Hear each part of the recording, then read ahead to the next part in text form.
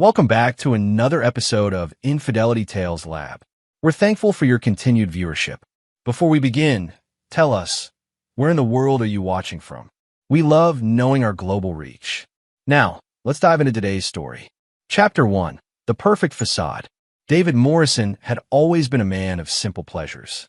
For 15 years, he'd lived quietly in their modest suburban home, working as what his wife Jennifer believed was a mid-level IT consultant.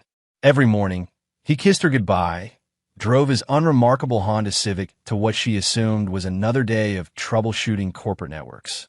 Every evening, he returned home with the same tired smile, asking about her day at the local marketing firm where she worked as a creative director. Jennifer Morrison was everything David had once thought he wanted: blonde, ambitious, and charming enough to light up any room she entered. When they'd met at a coffee shop 12 years ago, she was struggling to establish her career, and he was immediately drawn to her determination.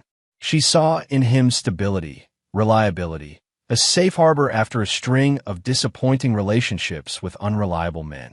What Jennifer never knew was that David's morning commute didn't end at any corporate office. Instead, he drove to a private airstrip where a jet waited to take him to meetings that would make her head spin. David Morrison wasn't just another IT consultant. He was David Morrison, the ghost investor whose anonymous hedge fund had quietly accumulated positions in dozens of Fortune 500 companies. His real worth wasn't the $80,000 salary Jennifer believed he earned. It was closer to $3.2 billion, carefully hidden behind layers of shell companies and offshore accounts. He'd chosen this life deliberately. After growing up watching his father's wealth tear his family apart, the affairs, the gold diggers, the constant suspicion, David had decided early that when he found love, it would be real. Not transactional, not based on what he could provide, but who he was as a person. For 12 years, the charade had worked perfectly. Jennifer seemed content with her middle-class lifestyle. She didn't ask for designer bags or expensive vacations. She seemed to genuinely love him for the quiet, dependable man he pretended to be. But lately, something had shifted. Jennifer had been working late more often, her phone suddenly password protected, her laughter a little too bright when she talked about her new colleague, Ryan Hutchins. David noticed everything. It was a skill that had made him billions, but he said nothing. He watched, waited, and hoped he was wrong. Ryan Hutchins was everything David appeared not to be. 6'2", with the kind of confident swagger that came from a lifetime of getting what he wanted. Fresh out of business school at 32, he joined Jennifer's firm as a senior account executive, bringing with him stories of his family's real estate empire and promises of bigger things to come. His clothes were expensive, his car was a leased BMW, and his Instagram was filled with photos from exotic locations that someone making $90,000 a year shouldn't be able to afford. What Ryan lacked in actual substance, he made up for in presentation. He talked a big game about deals in the works, about family money, about opportunities just around the corner. To Jennifer, who had grown tired of clipping coupons and dreaming about vacations they couldn't afford, Ryan represented everything her marriage wasn't: excitement, possibility, the promise of a larger life. The first time Jennifer stayed late to work on a project with Ryan, David tracked her phone to a hotel across town. He could have confronted her then, could have saved them both months of deception. Instead, he did what he always did. He gathered information. Private investigators, financial records, phone taps, all completely illegal, all completely invisible to everyone involved. Within 2 weeks, David knew everything. The affair had been going on for 3 months. Ryan was drowning in debt despite his flashy exterior. His family's real estate empire was a series of failed strip mall investments, and his BMW was 2 payments away from repossession. Most telling of all, Jennifer wasn't just sleeping with Ryan. She was planning to leave David for him. The conversations David's investigators captured painted a clear picture. Jennifer saw David as a stepping stone she'd outgrown, and Ryan was her ticket to the life she felt she deserved. The betrayal cut deeper than David had expected. Not because he was surprised, he'd seen the signs for months, but because it confirmed his worst fears about human nature. Jennifer hadn't fallen out of love with him. She'd never truly loved him at all. She loved the security he provided, the stability, the safe choice. But when something that seemed bigger and better came along, she was ready to discard 15 years of marriage without a second thought. As David sat in his home office that night, listening to Jennifer humming in the shower after another late work session, he made a decision that would change everything. He wouldn't confront her. He wouldn't try to save their marriage. Instead, he would give her exactly what she wanted, a chance to take half of everything. She just had no idea what everything actually meant. Chapter 2. The Unraveling Truth. The next 3 weeks passed like a carefully choreographed dance. Jennifer grew bolder in her deception, sometimes not even bothering to create elaborate excuses for her absences. David played his part perfectly, the oblivious husband, occasionally asking gentle questions that Jennifer deflected with practiced ease. "You've been working so hard lately," he'd say over dinner. "This Ryan guy must be a real taskmaster." Jennifer would laugh, not catching the way David's eyes had gone completely cold. "Oh, you know how it is with new accounts. We're really pushing to land this big client. Ryan's just very driven." Driven. That was one word for it. Through his surveillance, David watched their relationship progress from stolen moments in hotel rooms to elaborate fantasies about their future together. Jennifer had even started apartment hunting, though she told David she was just browsing online for fun. The apartment she'd found wasn't modest. It was a downtown loft that would cost 3 times their current mortgage. When David's investigator dug deeper, he discovered Jennifer believed Ryan's promises about a promotion that would triple his salary and stock options that would make them wealthy within 5 years. None of it was true, of course. Ryan's family business was hemorrhaging money, and his position at Jennifer's firm was already under scrutiny due to his failure to bring in any substantial new clients. The man Jennifer was planning to leave her marriage for was living month to month, one disaster away from complete financial ruin. But David didn't enlighten her. Instead, he began making his own preparations. First, he restructured his holdings, moving assets through a complex web of trusts and international accounts. To anyone investigating, including the divorce lawyer Jennifer had secretly consulted, David Morrison would appear to own exactly what he'd always claimed: a modest 401k, half ownership in their house, and a small savings account. Second, he started documenting everything. Not just the affair, but Jennifer's spending habits, her debts, her increasingly cavalier attitude toward their marriage. She'd been using their joint credit card for dinners with Ryan, hotels, even lingerie purchases she certainly wasn't wearing for her husband. She was either incredibly careless or believed David was too trusting to notice. Third, he began setting up what would become the most elaborate financial trap of his career. David opened new accounts in Jennifer's name, set up credit lines she didn't know existed, and started building a paper trail that would make Jennifer appear far wealthier than she actually was. To any outside observer, it would look like Jennifer Morrison had been hiding assets from her husband for years. The breakthrough came during what David privately called the restaurant reconnaissance. Jennifer and Ryan had started meeting at La Bernardine, an upscale French restaurant downtown where entrees started at $60. Through carefully placed listening devices, David learned about their timeline.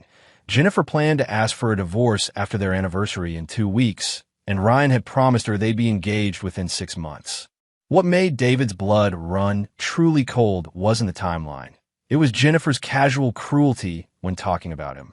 15 years, she'd said to Ryan over wine that cost more than David's supposed daily salary. 15 years of my life wasted on someone with no ambition, no vision. Do you know what it's like being married to someone who's perfectly content with mediocrity? You deserve so much more, Ryan had replied. When this promotion comes through, we'll have everything we've dreamed about. That house in the hills, trips to Europe, the life you should have had all along. I just feel like I've been asleep, Jennifer continued. Like I settled for the first safe option that came along instead of holding out for what I really wanted. David's not a bad person, but he's ordinary. And I'm tired of being ordinary. Ordinary. David had to fight the urge to laugh. The woman who couldn't balance a checkbook without his help, who needed GPS to navigate their own neighborhood, who thought a good investment was a designer purse on sale. She thought he was the ordinary one. That night, as Jennifer slept beside him after another late work session, David made his final preparations. He contacted Patricia Valdez, the most ruthless divorce attorney in the state, the same one Jennifer had consulted, though neither woman knew about the other's involvement. He also reached out to certain associates from his real professional life, people who specialized in making problems disappear in ways that left no fingerprints. The anniversary dinner would be in 1 week. Jennifer had insisted on Le Jardin, their most expensive restaurant in the city, claiming she wanted to celebrate properly. She'd even bought a new dress, black, sophisticated, the kind of outfit someone wore when they had important business to conduct. David knew exactly what kind of business she had in mind. He'd seen the divorce papers she'd hidden in her car, the custody arrangements, though they had no children, and the financial demands that would have been laughable if they weren't so revealing. Jennifer wasn't just planning to leave him. She was planning to destroy him financially, taking everything she could in the process. She had no idea that David Morrison, mild-mannered IT consultant, had spent the last 15 years of their marriage becoming one of the most powerful and dangerous men in the country. She'd married a sheep and betrayed a wolf. Now she was about to find out which one had been the real David Morrison all along. Chapter 3. The Anniversary Surprise. Le Jardin hummed with the quiet sophistication that only comes from $3 signs on Yelp and a reservation list longer than most wedding guest lists. David arrived first, as was his habit, wearing the same kind of modest suit he'd worn to every important dinner for the past 15 years. The maitre d' seated him at their usual table by the window, where he ordered a bottle of wine and waited. Jennifer arrived 20 minutes late, looking stunning in her new black dress and carrying what David recognized as a limited edition Hermes bag, one that cost more than their mortgage payment. She wasn't alone. "David, honey," she said, her voice carrying that particular tone he'd come to recognize as her performing for an audience voice. "I hope you don't mind, but I brought Patricia along. She's the lawyer I mentioned, the one who's been helping me with some paperwork." Patricia Valdez was exactly what David had expected from her reputation. Sharp, expensive, and radiating the kind of confidence that came from winning cases other lawyers wouldn't touch. She assessed David with the clinical precision of a surgeon examining a particularly interesting tumor. "Mr. Morrison," Patricia said, extending a hand that felt like shaking hand with a blade. "Jennifer has told me so much about you." David shook her hand, maintaining the mild, slightly confused expression he'd perfected over the years. "I'm sorry, I'm a bit confused. Jennifer, what kind of paperwork needs a lawyer? Is everything okay?" Jennifer exchanged a look with Patricia that David pretended not to catch. They'd rehearsed this, he realized. They'd planned every word, every gesture, choreographed to maximize his humiliation and minimize his ability to fight back. "David," Jennifer began, her voice taking on the patronizing tone usually reserved for explaining things to children. "I think we both know our marriage has been struggling lately. We've grown apart, and I think it's time we both admitted that we want different things." "I don't understand," David said, playing his part perfectly. "We've been happy, haven't we? I mean, we just planned this anniversary dinner to celebrate." "That's exactly the problem," Jennifer interrupted, her mask finally slipping to reveal the calculated coldness underneath. "You're satisfied with this? With us? With this ordinary little life we've built?" "But I'm not, David. I haven't been for a long time."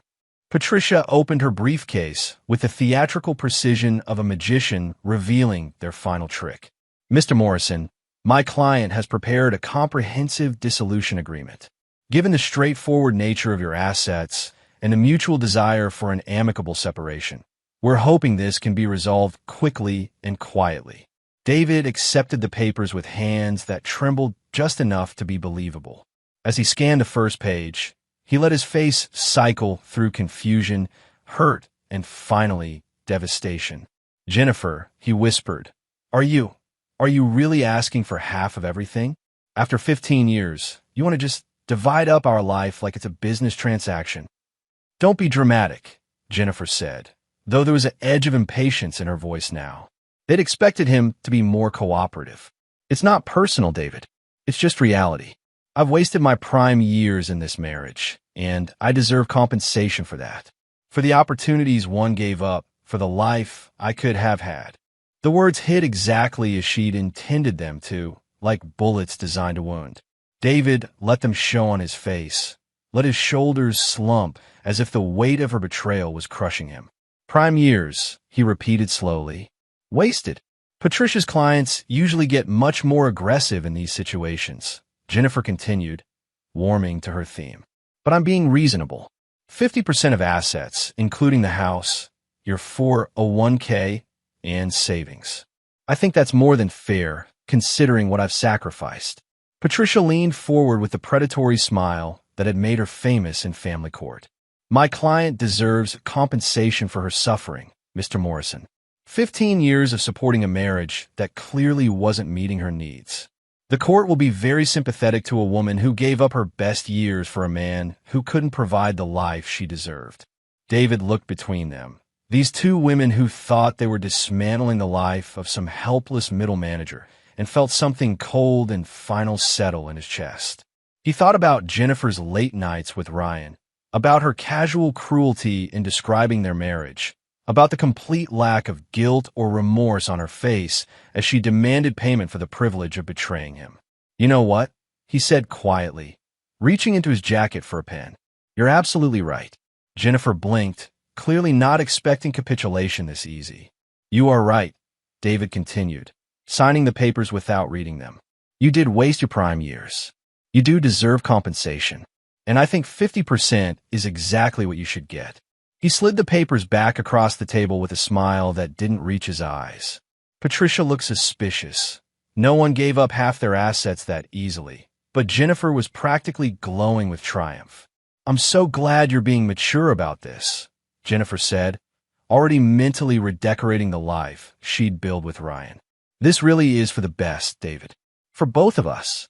David finished his wine and stood up, dropping enough cash on the table to cover dinner and a generous tip. You know, Jennifer, I've learned something important tonight. Sometimes the best thing you can do for someone you love is give them exactly what they think they want. He paused at her chair, leaning down as if to kiss her goodbye. Instead, he whispered just loud enough for her to hear, I hope you enjoy your 50%. Walking out of Le Jardin, David felt lighter than he had in months. Behind him, Jennifer was already calling Ryan to share the good news, probably planning to celebrate their victory with champagne and dreams of the future they'd stolen from her fool of a husband. She had no idea that David Morrison, the man she'd just destroyed, didn't actually exist. The real David Morrison was someone else entirely. Someone who had just decided that Jennifer and Ryan deserved to learn exactly what happened to people who mistook his mercy for weakness. The next morning, David packed a single suitcase and vanished. Jennifer found only a note on the kitchen counter. Gonna process everything. We'll be in touch through lawyers. She probably thought he was off somewhere licking his wounds, maybe crying into a beer at some dive bar. She had no way of knowing he was actually on a private jet to Switzerland, where some very important people were waiting to help him orchestrate the most comprehensive destruction of two lives that money and power could arrange. By the time Forbes published their annual billionaire list 1 week later, Jennifer Morrison was about to discover that sometimes, when you reach for more than you deserve, you end up with far less than you started with. Chapter 4. The Billionaire List. Jennifer was sipping her morning coffee and scrolling through her phone when she saw it. Forbes magazine's annual billionaire list had just been released, and there, sitting at number 47 with a net worth of $3.2 billion, was a photo she recognized immediately. The coffee mug shattered against the kitchen floor. David Morrison, 43, investment management, read the caption under a professional headshot that looked nothing like the tired, ordinary man she'd been married to for 15 years. This David Morrison wore a $15,000 suit, had the bearing of someone accustomed to commanding rooms full of powerful people, and looked directly into the camera with eyes that seemed to see through everything.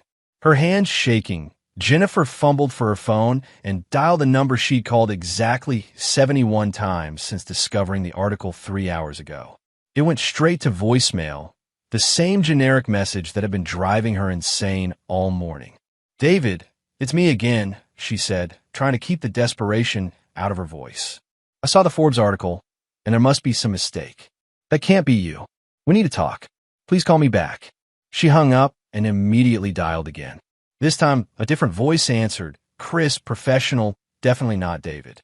Mr. Morrison's office. How may I help you? Who is this? I'm trying to reach David Morrison. I'm his wife. A pause. I'm sorry, but Mr. Morrison is traveling and not taking personal calls. If you'd like to leave a message. Personal calls? Jennifer's voice cracked. I'm his wife. We've been married for 15 years. Another pause, longer this time. Ma'am, I'm going to need to verify your identity. Can you provide Mr. Morrison's social security number or the name of his primary financial institution? Jennifer realized with growing horror that she didn't know either. David had always handled their taxes, their banking, their investments. She'd been content to let him manage the boring financial details while she focused on her career and social life. We have a joint checking account at First National, she said weakly. I'm sorry, ma'am, but that's not matching our records. I'll have to ask you to contact our legal department if you wish to make any claims regarding Mr. Morrison. The line went dead. Jennifer sank into a kitchen chair, staring at the Forbes article on her phone. According to the brief bio, David Morrison had founded Morrison Capital 15 years ago, right around the time they'd gotten married. The fund specialized in strategic investments in emerging technologies and distressed assets, with a track record that had made him one of the youngest billionaires in the country. 15 years. He'd been building a financial empire the entire time she'd known him, and she'd never suspected a thing. Her phone rang, and she grabbed it eagerly, hoping it was David. Instead, Ryan's name flashed on the screen. Jen, baby, you're not going to believe what just happened, Ryan said without preamble. My credit cards were all declined this morning, and when I called the bank, they said my accounts had been frozen pending an investigation into fraudulent activity. They won't tell me anything else, just that I need to come in and speak with their fraud department. Ryan, Jennifer said slowly, have you seen the Forbes billionaire list? What? No, why would I wait? What does that have to do with my credit cards? Jennifer found herself laughing, a high, slightly hysterical sound. My ex-husband, is apparently worth $3 billion. And yesterday, I divorced him for 50% of what I thought was maybe $200,000 in assets. Silence on the other end of the line. That's impossible, Ryan said finally. David's a nobody. He drives a Honda and buys his clothes at Target. You showed me your bank statements. I showed you our checking account, Jennifer corrected. The account that apparently has nothing to do with his real money. But the divorce papers were for 50% of assets belonging to David Morrison, IT consultant, not David Morrison, billionaire investor. The pieces were falling into place with terrifying clarity. The papers I signed give me half of everything he owned as of yesterday. And as of yesterday, David Morrison, the IT consultant, owned exactly what we always thought he owned, a modest house, a small 401k, and about $30,000 in savings. Jennifer pulled up the Forbes article again, studying the photo with new eyes. This wasn't a different person. It was David with better lighting, better clothes, and the confidence that came from wielding real power. How had she never noticed the way he carried himself? The fact that he never seemed stressed about money? The phone calls he took in private, speaking in a voice she'd never heard him use? 15 years, she whispered. He played a character for 15 years. Ryan was saying something, but Jennifer wasn't listening. She was remembering things, the way David never seemed surprised by major news events, as if he'd known about them in advance. His uncanny ability to predict market crashes and recoveries. The expensive wine he occasionally brought home, claiming it was a gift from a grateful client. The calm, almost amused way he'd signed those divorce papers last night. I hope you enjoy your 50%, he'd said. At the time, she'd thought it was sarcasm. Now she realized it was a promise. Jennifer was still staring at her phone when the doorbell rang. Through the window, she could see a black sedan with government plates parked at her driveway. The FBI agents were polite, professional, and utterly uninterested in her protests of innocence. They had warrants to search the house and seize all financial records related to Jennifer Morrison, who was apparently under investigation for money laundering, tax evasion, and wire fraud. This has to be a mistake, Jennifer kept saying as they went through her belongings with methodical precision. I work in a marketing firm. I make $60,000 a year. I don't even understand what money laundering is. Agent Collins, a woman about Jennifer's age with tired eyes and no patience for dramatics, handed her a thick folder. Mrs. Morrison, according to our financial investigation, you've been moving significant sums of money through offshore accounts for the past 3 years. We have records of transactions totaling over $2 million, all traced back to accounts bearing your Social Security number and signature. Jennifer flipped through the folder with growing panic. Bank statements, wire transfer receipts, account opening documents, all bearing her name and signature, all documenting financial activity she'd never conducted. This is impossible, she said. I've never seen any of these accounts. These are my signatures. Handwriting analysis says otherwise, Agent Collins replied. And these accounts were accessed using computers registered to your home address during hours when you would have been present. As the agents continued their search, Jennifer's phone buzzed with a text from an unknown number. 50% of everything, as promised. Enjoy your new life. D. She tried calling the number immediately. It was disconnected.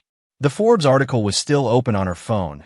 David's professional photo staring back at her with those penetrating eyes she'd somehow never really seen before. In the background of the photo, barely visible, was a wall of awards and accolades from organizations she'd never heard of him mention.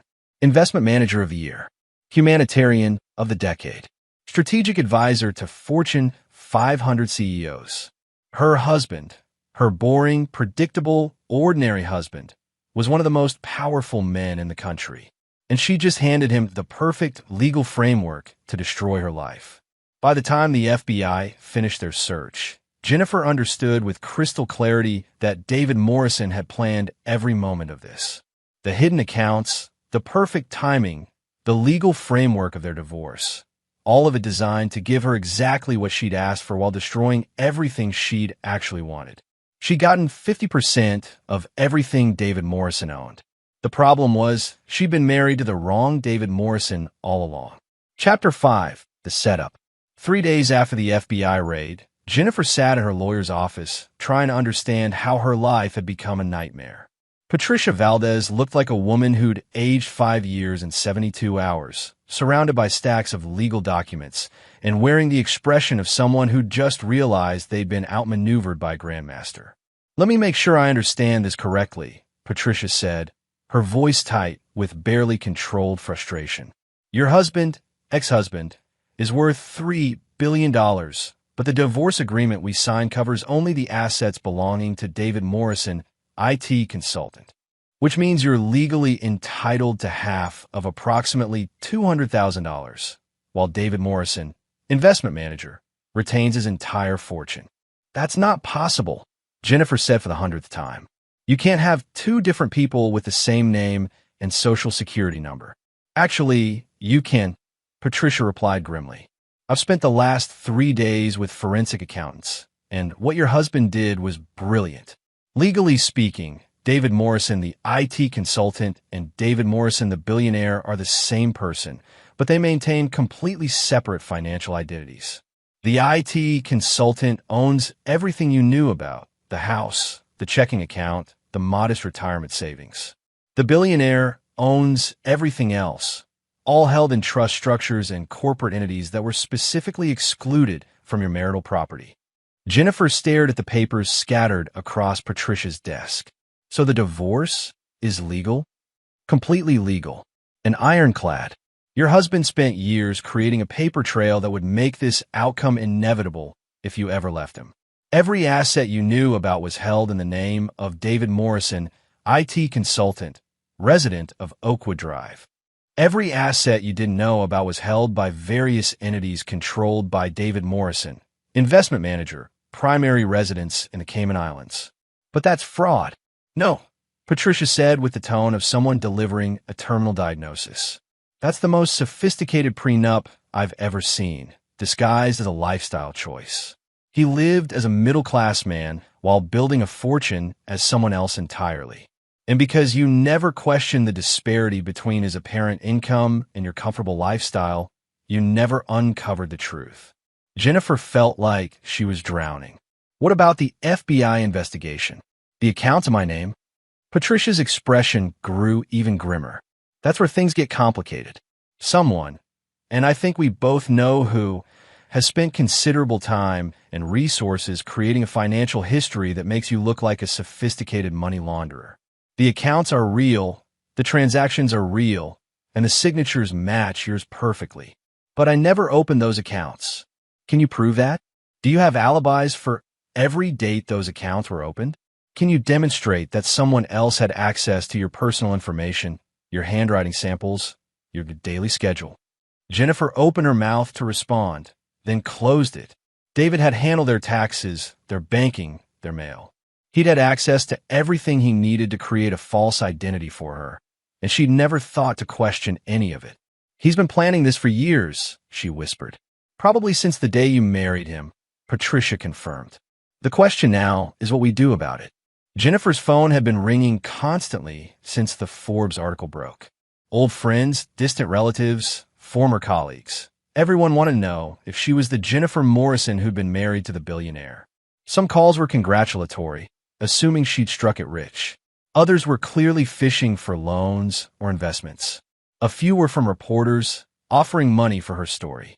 But the call that had shaken her most came from her sister Lisa in Phoenix. "Jen, I just saw the news," Lisa had said, "about David being a billionaire and about your divorce. Please tell me you got half of everything." "It's complicated," Jennifer had replied. "Complicated how? You were married for 15 years. In most states, that means you own half of whatever he accumulated during the marriage." Jennifer had tried to explain the legal technicalities, but Lisa's response was the same as everyone else's. How could you not know your husband was worth billions? The answer was becoming clearer and more humiliating every day. She hadn't known because she hadn't wanted to know. She'd been content to live off David's supposed IT salary while spending money she never questioned. When David bought expensive wine, she assumed he'd gotten a good deal. When her mortgage payments seemed low for their neighborhood, she figured David was good with money.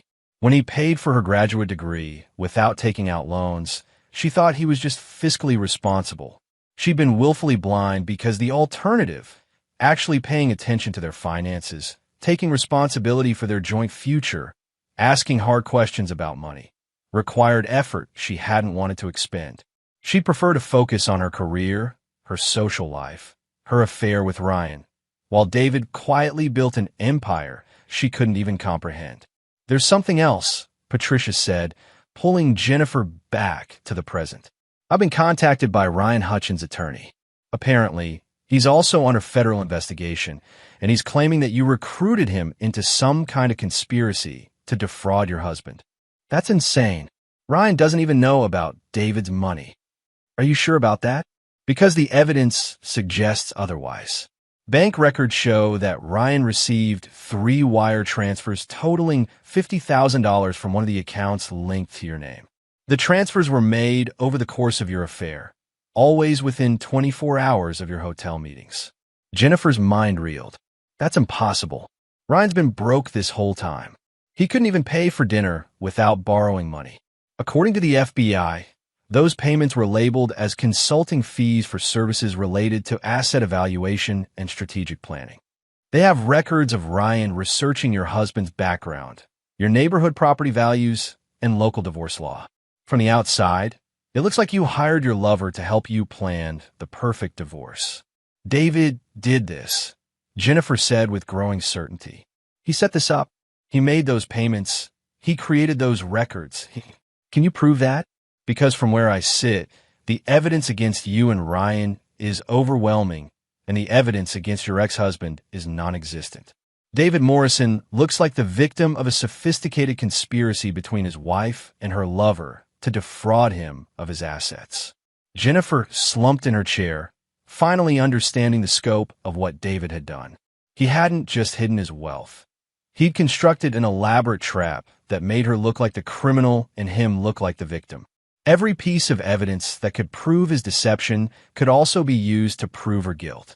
"What do I do?" she asked. Patricia gathered the papers on her desk with the efficiency of someone eager to end an unwinnable case. Honestly, you pray that your ex-husband decides he's done playing with you. Because right now, he holds all the cards, and he's the only one who can make this investigation disappear. What does that mean? It means David Morrison spent 15 years building the perfect revenge fantasy, and you walked right into it. The question now is whether he wants to destroy you completely, or if he's satisfied with just taking everything you thought you wanted. As Jennifer left Patricia's office, her phone buzzed with another text from the unknown number. Hope you're enjoying your 50%. The real fun starts tomorrow. She tried calling the number again. Still disconnected. But this time, there was a second message waiting. Ask Ryan about the Turks and Caicos account. Jennifer's blood ran cold. She didn't know what the Turks and Caicos account was, but she had a feeling she was about to find out. And whatever it was going to make her situation much, much worse. Chapter 6. The Trap Springs. Ryan's apartment was in chaos when Jennifer arrived. Boxes scattered across the floor, furniture covered in plastic, and Ryan himself sitting in the middle of it all with the hollow-eyed look of a man whose world had just collapsed. "They're evicting me," he said without looking up. "Apparently, I'm 3 months behind on rent, even though I paid it every month. But the checks were all returned for insufficient funds, and now they're saying I owe late fees and penalties on top of the back rent." Jennifer picked her way through the debris and sat down across from him. "Ryan, what's the Turks and Caicos account?" His head snapped up. "How do you know about that?" "David texted me. He told me to ask you about it." Ryan's face went through several expressions: panic, guilt, resignation, before settling on exhausted defeat. It was supposed to be a surprise. What was supposed to be a surprise? The account. I opened it 6 months ago after my uncle died and left me some money.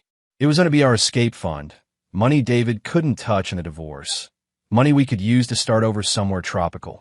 Jennifer felt the familiar sensation of the ground shifting beneath her feet. "Your uncle died?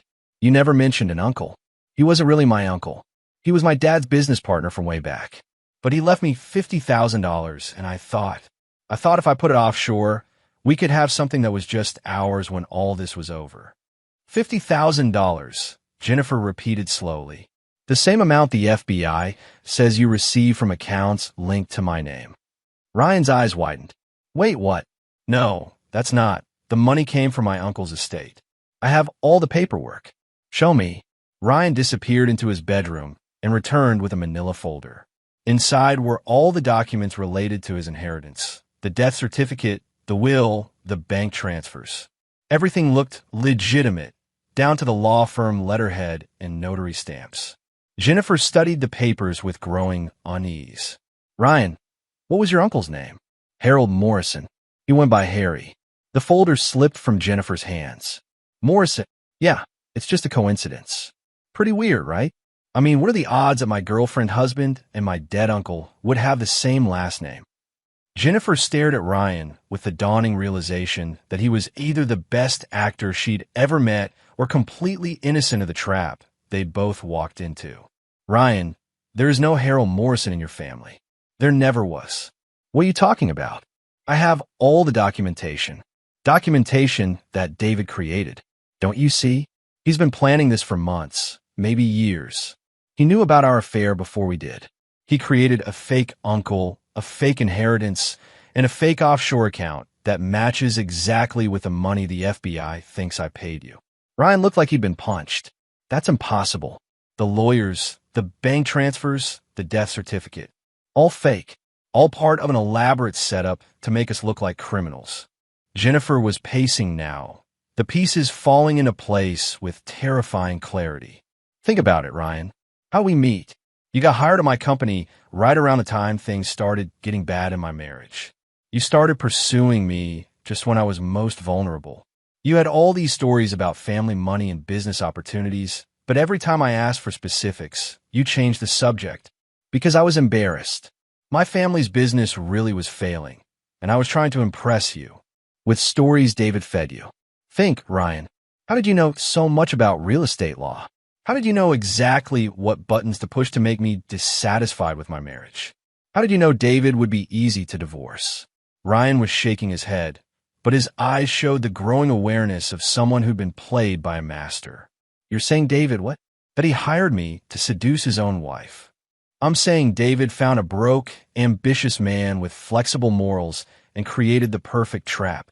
He gave you just enough truth about your financial problems, about your desire for a better life, and wrapped it in lies that would make you the perfect weapon to destroy our marriage. Jennifer's phone rang. Unknown number. Hello, Jennifer. David's voice was exactly as she remembered it. Calm, measured, completely in control. I thought it was time we talked. David. She put the phone on speaker so Ryan could hear. How long have you been planning this? Planning what? Your divorce? You planned it yourself, darling. I just made sure you got exactly what you asked for. The FBI investigation, the fake inheritance, the offshore accounts. I have no idea what you're talking about. I'm just a simple IT consultant who discovered his wife was having an affair. Jennifer could hear the smile in his voice. Cut the act, David. I know who you really are. Do you? Because I'm not sure you ever did. You spent 15 years married to a man you never bothered to really know. You never asked where the money came from. You never questioned how we could afford our lifestyle on my supposed salary. You never wondered why I was never stressed about finances during market crashes that destroyed other people's retirement savings. I trusted you. No, David said quietly. You ignored me. There's a difference. You were so busy building your own life, your own career, your own romantic fantasies that you never saw the man you'd married. And when someone more exciting came along, you didn't hesitate to throw away 15 years for a few stolen moments in hotel rooms. Ryan grabbed the phone. Listen, you bastard. Whatever you've done to Jennifer, she doesn't deserve. David's laugh cut him off. Oh, Ryan. Still playing the hero, I see. Tell me, how does it feel to discover that your great love affair was just another business transaction? That every word you spoke to Jennifer, every romantic gesture, every promise about your future together, all that was scripted by the husband you were helping her betray? That's not true, Ryan said, but his voice lacked conviction. Isn't it? Let me ask you something, Ryan. When you applied for the job at Jennifer's company, who recommended you? When you got that first apartment across town, who co-signed your lease? When you bought that BMW you couldn't afford, who guaranteed the loan? Silence. Check the paperwork, Ryan. Really look at it this time. Check the signatures on your lease, your car loan, your job application. See if you recognize the handwriting. Jennifer watched the color drain from Ryan's face as understanding dawned. David hadn't just manipulated their affair, he'd created it. Every circumstance that brought them together, every opportunity for them to betray their marriage, every step toward the divorce had been orchestrated by the man they thought they were deceiving. The beautiful thing about revenge, David continued, is that the best kind gives people exactly what they think they want. Jennifer wanted a more exciting life with a man who could give her everything I supposedly couldn't. Ryan wanted money and status, and a woman who could help him achieve both. So I gave them everything they asked for. And what did you get? Jennifer asked. Justice, David replied, and the satisfaction of watching two people who think they're smarter than everyone else discover that they're not nearly as clever as they believed. The line went dead. Jennifer and Ryan sat in silence for a long moment, surrounded by the wreckage of their carefully constructed lies. Finally, Ryan spoke. How long do you think he's been watching us? Probably since the day we met, Jennifer replied. Maybe longer. What do we do now? Jennifer looked around Ryan's destroyed apartment, thought about her own FBI investigation, considered the divorce papers that had seemed like such a victory just days ago. I think, she said slowly, we're about to find out just how thoroughly David Morrison can destroy two people when he really puts his mind to it.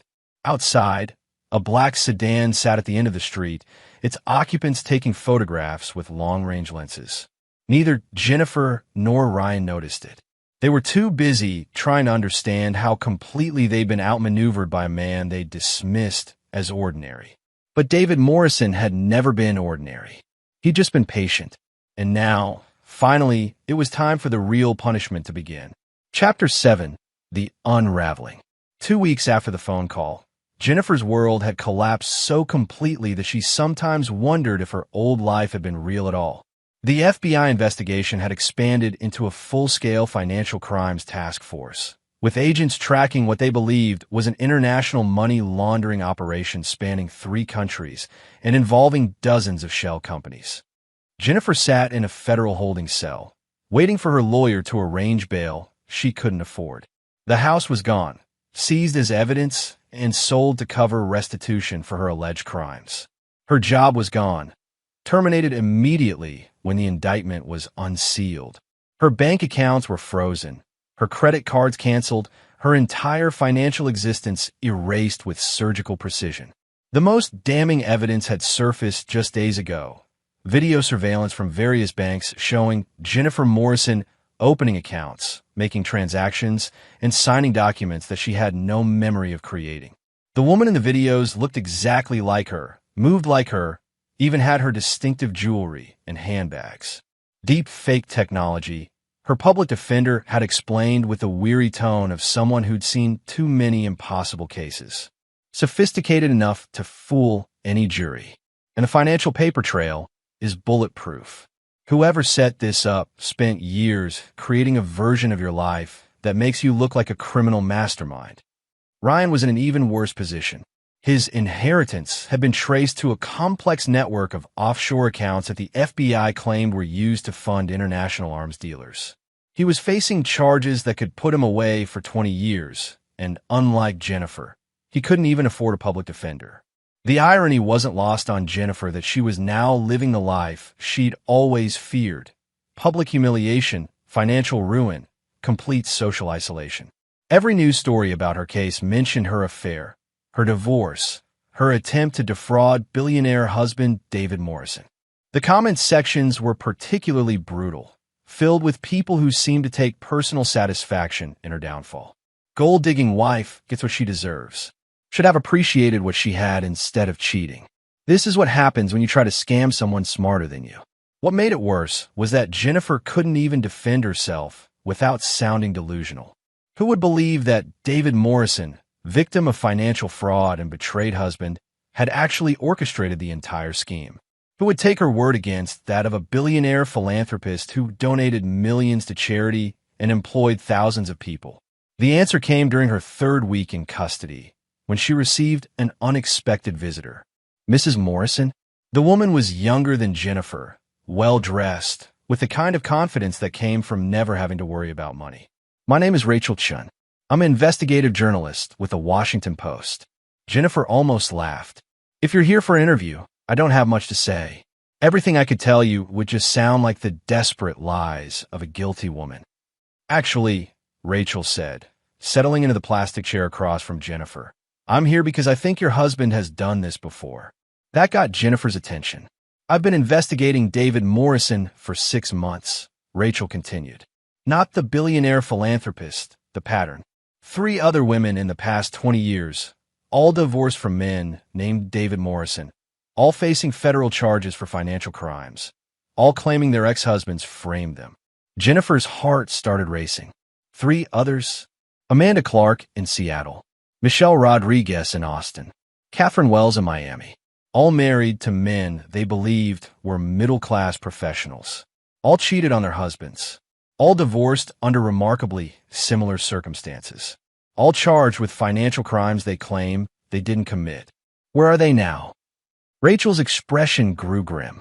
Amanda died in prison 3 years into her sentence, officially suicide, though she'd been maintaining her innocence and fighting her case right up until the end. Michelle served 8 years and was released last year, completely broke and unemployable. Catherine is still serving time in a federal facility in Florida. Jennifer felt like she was falling through the floor. So, this is what he does. He marries women, waits for them to cheat, then destroys their lives. I think it's more sophisticated than that. I think David Morrison has spent the last 20 years perfecting the art of psychological manipulation and legal revenge. Each case has gotten more elaborate, more thorough, more impossible to escape. But why? What does he get out of it? Rachel pulled out a tablet and showed Jennifer a series of photographs, social media posts, charity events, interviews. In each one, David Morrison appeared as the grieving, betrayed husband who'd overcome personal tragedy to build something meaningful with his life. Control, Rachel said simply. And vindication.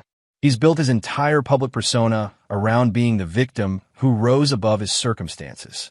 The faithful husband betrayed by ungrateful wives. The honest businessman who succeeds despite personal setbacks. The philanthropist who helps others because he understands suffering. Jennifer studied the photos with growing horror. There was David at a charity gala, speaking about supporting victims of domestic abuse. David receiving an award for his work with families affected by divorce. David being interviewed about the importance of trust in marriage, with the caption, "Billionaire who lost 3 wives to infidelity speaks about forgiveness." 3 wives, Jennifer repeated. I'm the 4th, and probably not the last. I think David Morrison has turned revenge into an art form, and you're just his latest masterpiece. Can you prove any of this? Rachel's expression grew cautious. That's the problem. David Morrison is very good at what he does. Every piece of evidence I've found could be explained away as coincidence or confirmation bias. 3 women married to men with the same name who all happened to commit financial crimes? For if we include you, it sounds like a conspiracy theory. But you believe us. I believe there's a pattern here that goes beyond coincidence. But belief isn't proof, and David Morrison has too much money and too much power for me to go after him without ironclad evidence. Jennifer leaned back in her chair, processing everything Rachel had told her. So we're all just going to prison for crimes we didn't commit while he moves on to victim number 5? Maybe, Rachel said, unless we can find a way to prove what he's really doing. Ow! Rachel hesitated. I have an idea, but it's risky, and it would require you to trust me completely, even when it looks like I'm abandoning you. I'm facing 20 years in federal prison for crimes I didn't commit. How much worse can it get? Famous last words, Rachel said with a slight smile. But you're right. At this point, what do you have to lose? As Rachel explained her plan, Jennifer realized that the journalist was proposing something almost as elaborate and risky as David's original scheme. It would require perfect timing, careful misdirection, and a level of trust between strangers that Jennifer wasn't sure she was capable of anymore. But as she sat in her federal holding cell, wearing prison orange and facing the complete destruction of everything she'd ever worked for, Jennifer realized she didn't have any choice. David Morrison had trapped her in a perfect cage of legal evidence and public humiliation. The only way out was to become someone just as ruthless and calculating as the man who'd put her there. Okay, she said finally. What do you need me to do? Rachel smiled, and for the first time since this nightmare began, Jennifer saw something in another person's eyes that looked like hope. First, Rachel said, we need to talk to Michelle Rodriguez. She's been waiting 20 years for someone to believe her story. And she's developed some very interesting theories about exactly how David Morrison chooses his victims. As Jennifer was led back to her cell, she couldn't shake the feeling that she was about to become part of something much larger and more dangerous than her own personal revenge story. But after weeks of feeling helpless and trapped, the possibility of fighting back, even if it meant risking everything, felt like the first real choice she'd had since her world began falling apart. David Morrison thought he'd won. He thought Jennifer was just another broken victim in his collection of perfect crimes. He was about to discover that some people, when pushed far enough, become more dangerous than he'd ever anticipated. Chapter 8, The Countertrap. Michelle Rodriguez lived in a studio apartment above a laundromat in the worst part of Austin, her law degree reduced to a certificate on the wall, and her career destroyed by a federal conviction that followed her everywhere. When Jennifer and Rachel arrived on a Tuesday evening, Michelle was working on her 3rd job of the day, transcribing medical records for $12 an hour. I wondered when someone would finally come, Michelle said without looking up from her computer. I've been expecting a visit like this for 8 years. She was 43, rail-thin, with prematurely gray hair and the kind of exhausted dignity that came from surviving something that should have destroyed her. Her apartment was spotless and sparse, containing exactly what someone needed to live and nothing more. You knew we'd come? Jennifer asked. David Morrison is a creature of habit, Michelle replied, finally turning around. He likes patterns, repetition, the satisfaction of a system that works perfectly every time. After Amanda died and Catherine went to prison, I knew he'd do it again. And when the Forbes list came out last month with his updated net worth, I knew the next victim was about to discover who she'd really married.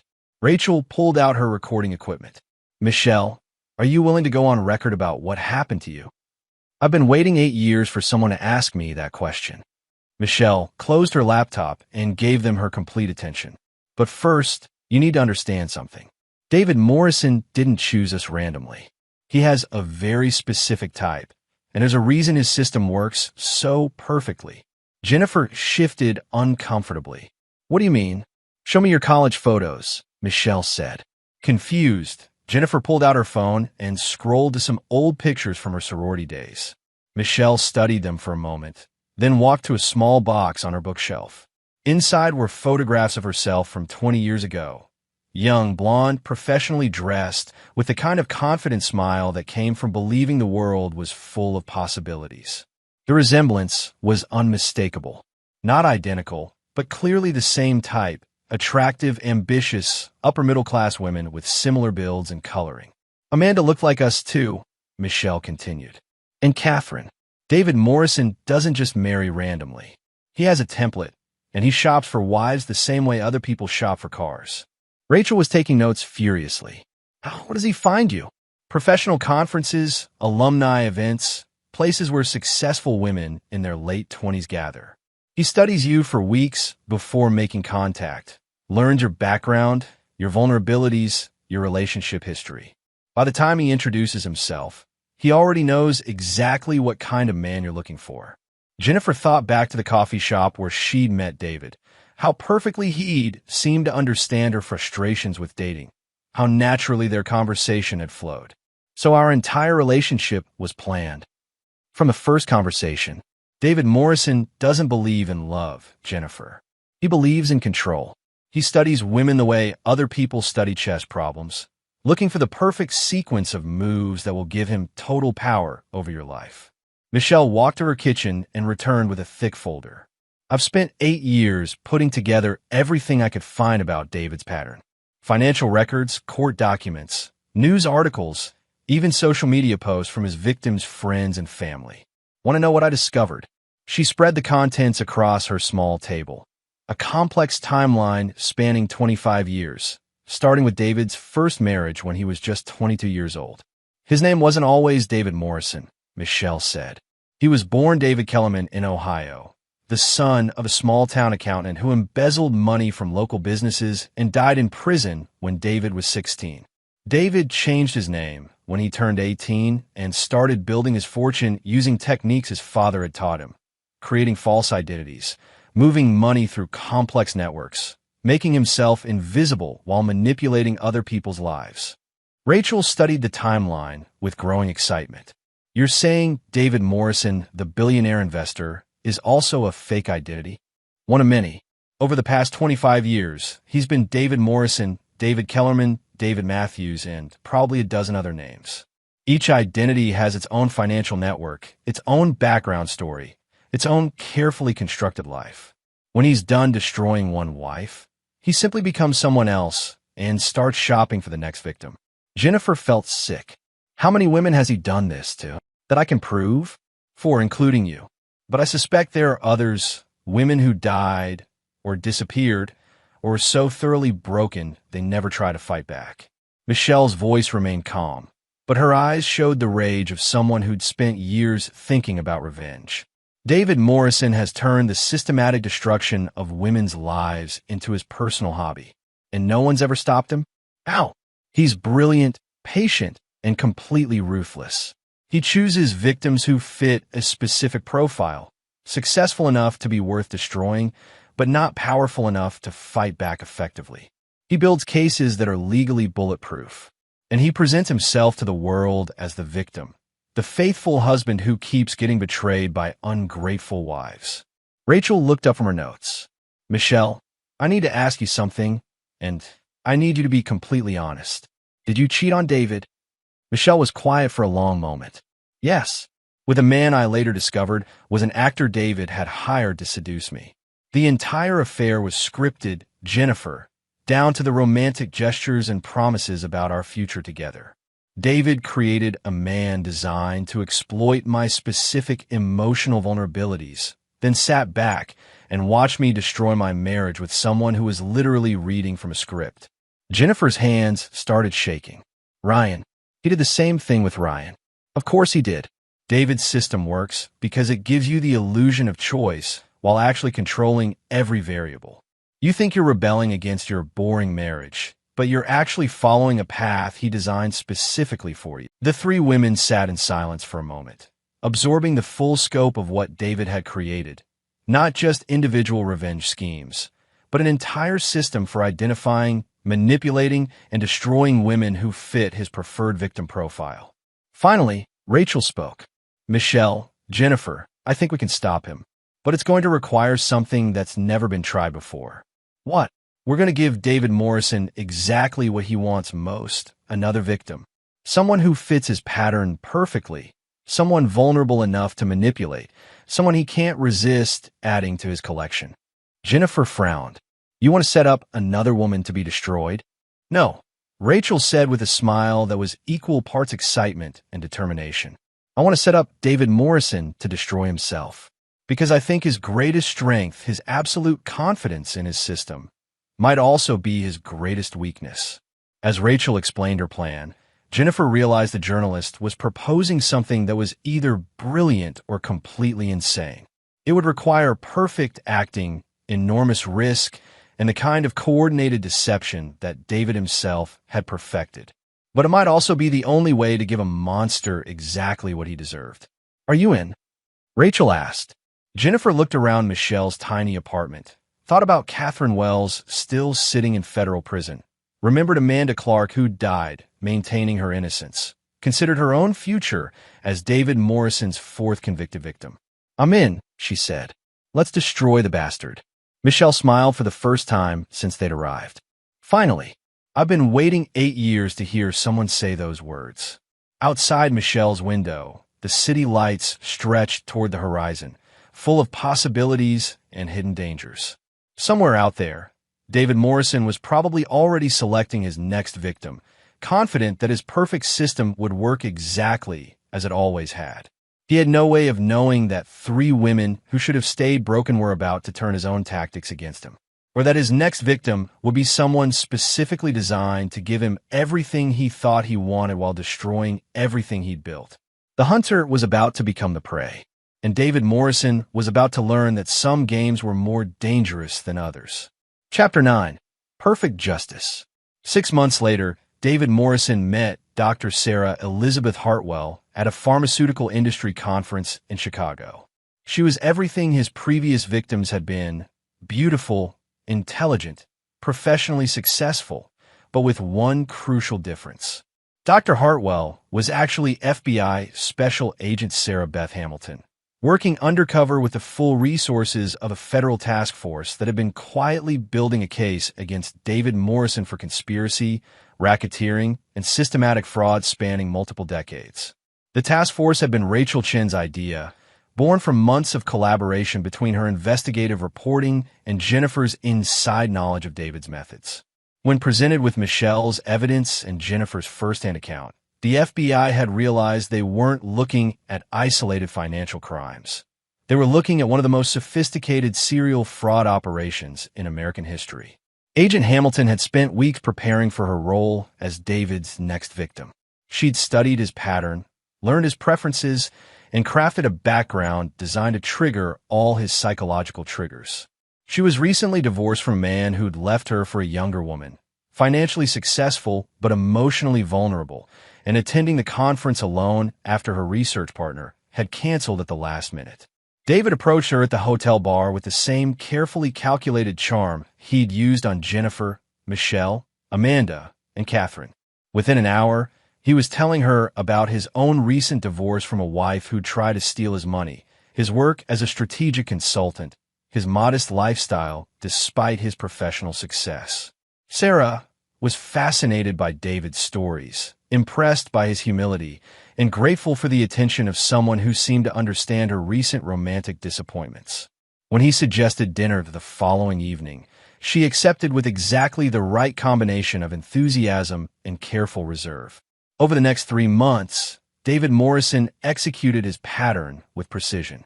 He courted Sarah with romantic gestures that seemed spontaneous, but followed the exact same sequence he'd used with his previous victims. He shared carefully edited stories about his past relationships, positioning himself as the victim of ungrateful women who'd never appreciated his devotion.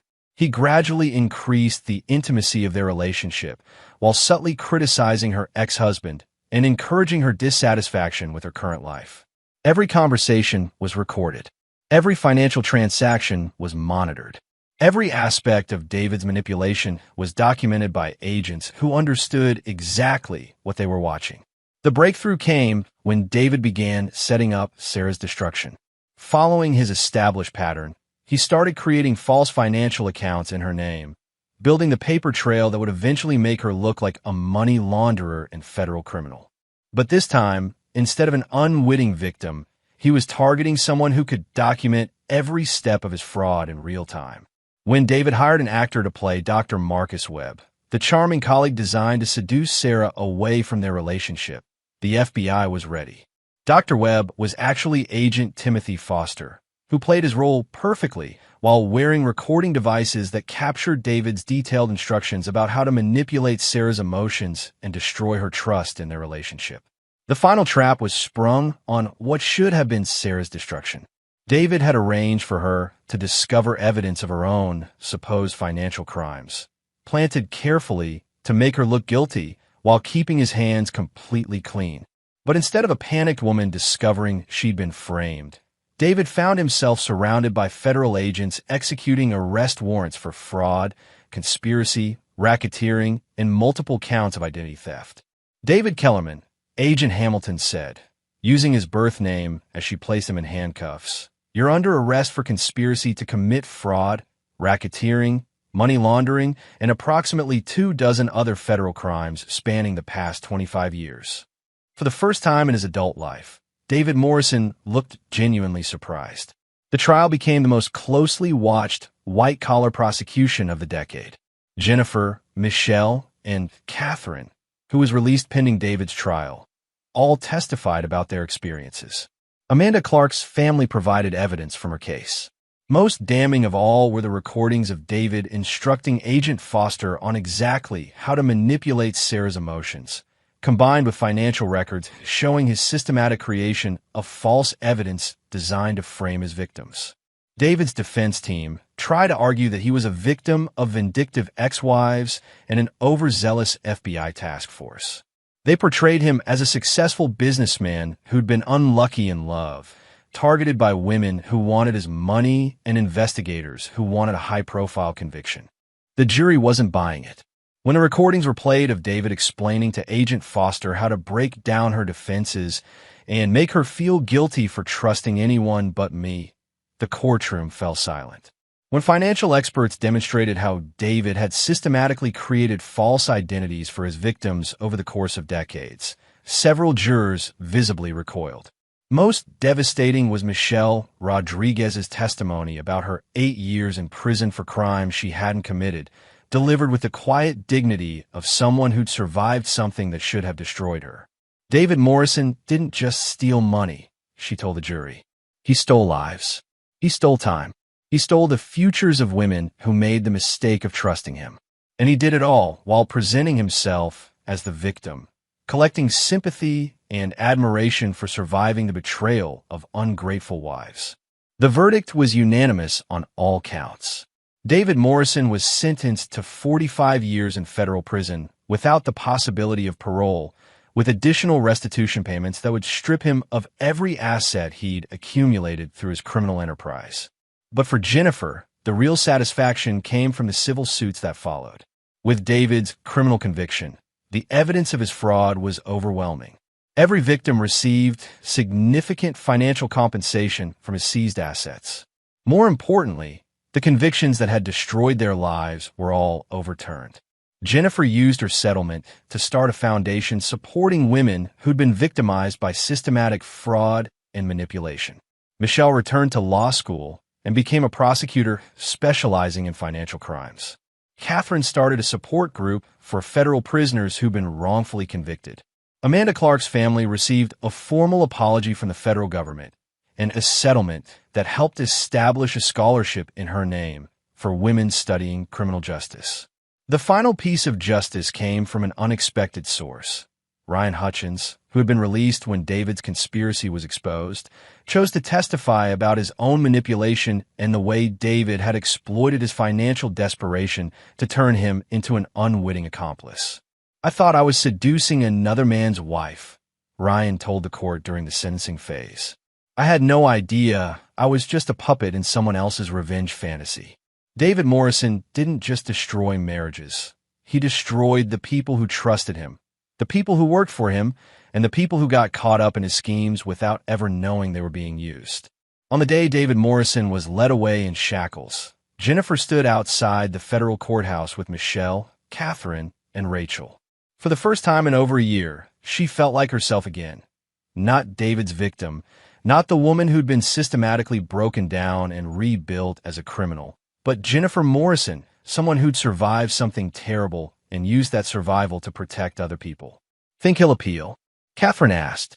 "Probably," Rachel replied, "but it won't matter. We have too much evidence, and the FBI is still investigating cases that could go back even further than we thought." Jennifer looked up at the courthouse, where David Morrison would spend the rest of his life paying for what he'd done to them and others. "Do you think he understands why he lost?" Michelle considered the question. "I think David Morrison spent so many years being smarter than everyone else that he forgot the most important rule of any con game. Eventually, you meet someone who's smarter than you are. He just never expected it to be a group of women he thought he'd already destroyed." As they walked away from the courthouse, Jennifer felt something she hadn't experienced in over a year, the possibility of a future that belonged entirely to her. David Morrison had given her exactly what she'd asked for, 50% of everything he owned. It just took a federal task force and a complex undercover operation to make sure she actually got it. The predator who'd spent decades hunting women like her was finally in a cage where he belonged. And the women he'd tried to destroy had not only survived, they'd become the instruments of his destruction. Justice, Jennifer realized, wasn't always swift. But when it finally arrived, it was absolutely perfect. David Morrison would spend the rest of his life in federal prison, where his wealth, his charm, and his elaborate schemes were worthless. The man who'd built his empire on the systematic destruction of women's lives would end his days powerless, forgotten, and utterly alone. For Jennifer Morrison and the other women whose lives he'd tried to destroy, that was exactly the ending this story deserved. And there you have it. Another story comes to an end. What did you think? I'd love to hear your thoughts in the comments below. If you enjoy this story, consider joining our community by subscribing. It means the world to us. For more stories like this one, check out the recommended videos on screen. And I'll see you there. Welcome back to another story on Infidelity Tales Lab. Before we begin, tell us, where in the world are you watching from? Now, let's dive into today's story. Chapter 1, The Foundation. Warren Parker adjusted his tie in the hallway mirror, the morning light filtering through the windows of his modest two-story home in Millbrook Heights. At 42, he carried himself with the quiet confidence of a man who had seen the world's darker corners and emerged stronger. His graying temples and the thin scar above his left eyebrow told stories he rarely shared, even with his wife Andrea. "Dad, you're going to be late again," called Julie Parker from the kitchen, her 16-year-old voice carrying that perfect mixture of affection and exasperation that only daughters could master. Warren smiled, straightening his shoulders. After 12 years in Army intelligence and another 8 building his private security consultation firm, punctuality had become something of a flexible concept. His real schedule was dictated not by client meetings, but by the safety protocols he'd established for his family. Protocols born from a professional paranoia that Andrea often teased him about. "Better late than sorry, kiddo," he replied, walking into the kitchen where Andrea was packing Julie's lunch. His wife of 18 years looked up with those green eyes that had first captured him at a coffee shop near Fort Bragg. She was still beautiful. Those stress lines had appeared around her eyes since she'd started working as a victim's advocate at the courthouse. The Henderson contract came through, Warren said, pouring coffee into his travel mug. 6 months of security consulting for their pharmaceutical company. It'll cover Julie's college fund and then some. Andrea smiled, but Warren caught the flicker of concern she tried to hide. She knew his work occasionally brought dangerous elements into their orbit, though he'd been careful to keep the family insulated from his more high-risk clients. Julie bounded into the kitchen, backpack slung over her shoulder. She was Warren's pride, honor student, captain of the debate team, and possessed of a moral compass that sometimes worried him. In a world where corruption often went unpunished, her faith in justice felt both precious and fragile. "Dad, can you pick me up after practice today? Mom's got that late meeting with the DEA." "Absolutely. Theater practice ends at 6, right?" "6:30 now. We're working on the final scenes for Hamlet." Warren nodded, already calculating routes and timing. "Old habits. I'll be there at 6:25. As Julie headed for the door, Warren caught her arm gently. "Remember what we talked about?" She rolled her eyes but smiled. "Stay aware of my surroundings, trust my instincts, and call you immediately if anything feels off. That's my girl." After they left, Warren sat in his home office, reviewing client files. The Henderson contract was legitimate corporate security assessment, threat analysis, nothing that would raise flags. But Warren's real expertise lay elsewhere. His Army intelligence background had taught him how to gather information, how to read people, and most importantly, how to identify the hidden networks that connected power and corruption. His phone buzzed. A text from his former colleague, Salvador Decker, now working private security in Chicago, saw the news about Millbrook Heights. "Your neck of the woods, right? Police chiefs getting some heat over excessive force complaints. Thought you should know." Warren frowned, pulling up local news on his computer. Several articles mentioned Police Chief Gordon Anderson and a pattern of complaints that seemed to disappear from official records. Anderson had been chief for 8 years, appointed after his predecessor resigned amid scandal. The appointment had been controversial. Anderson's background was more political than practical, with strong connections to Mayor Terrence Wells and several city council members. Interesting, but not immediately concerning. Warren's family kept a low profile, and he made sure never to cross paths with local law enforcement in any professional capacity. His military record was exemplary, his business license spotless, and his taxes paid in full every year. The afternoon passed quietly until Warren's phone rang at 3:47 p.m. Andrea's number. "Warren." Her voice was tight, controlled. "I need you to come to Millbrook, General. Now." His blood chilled. "What happened?" "It's Julie.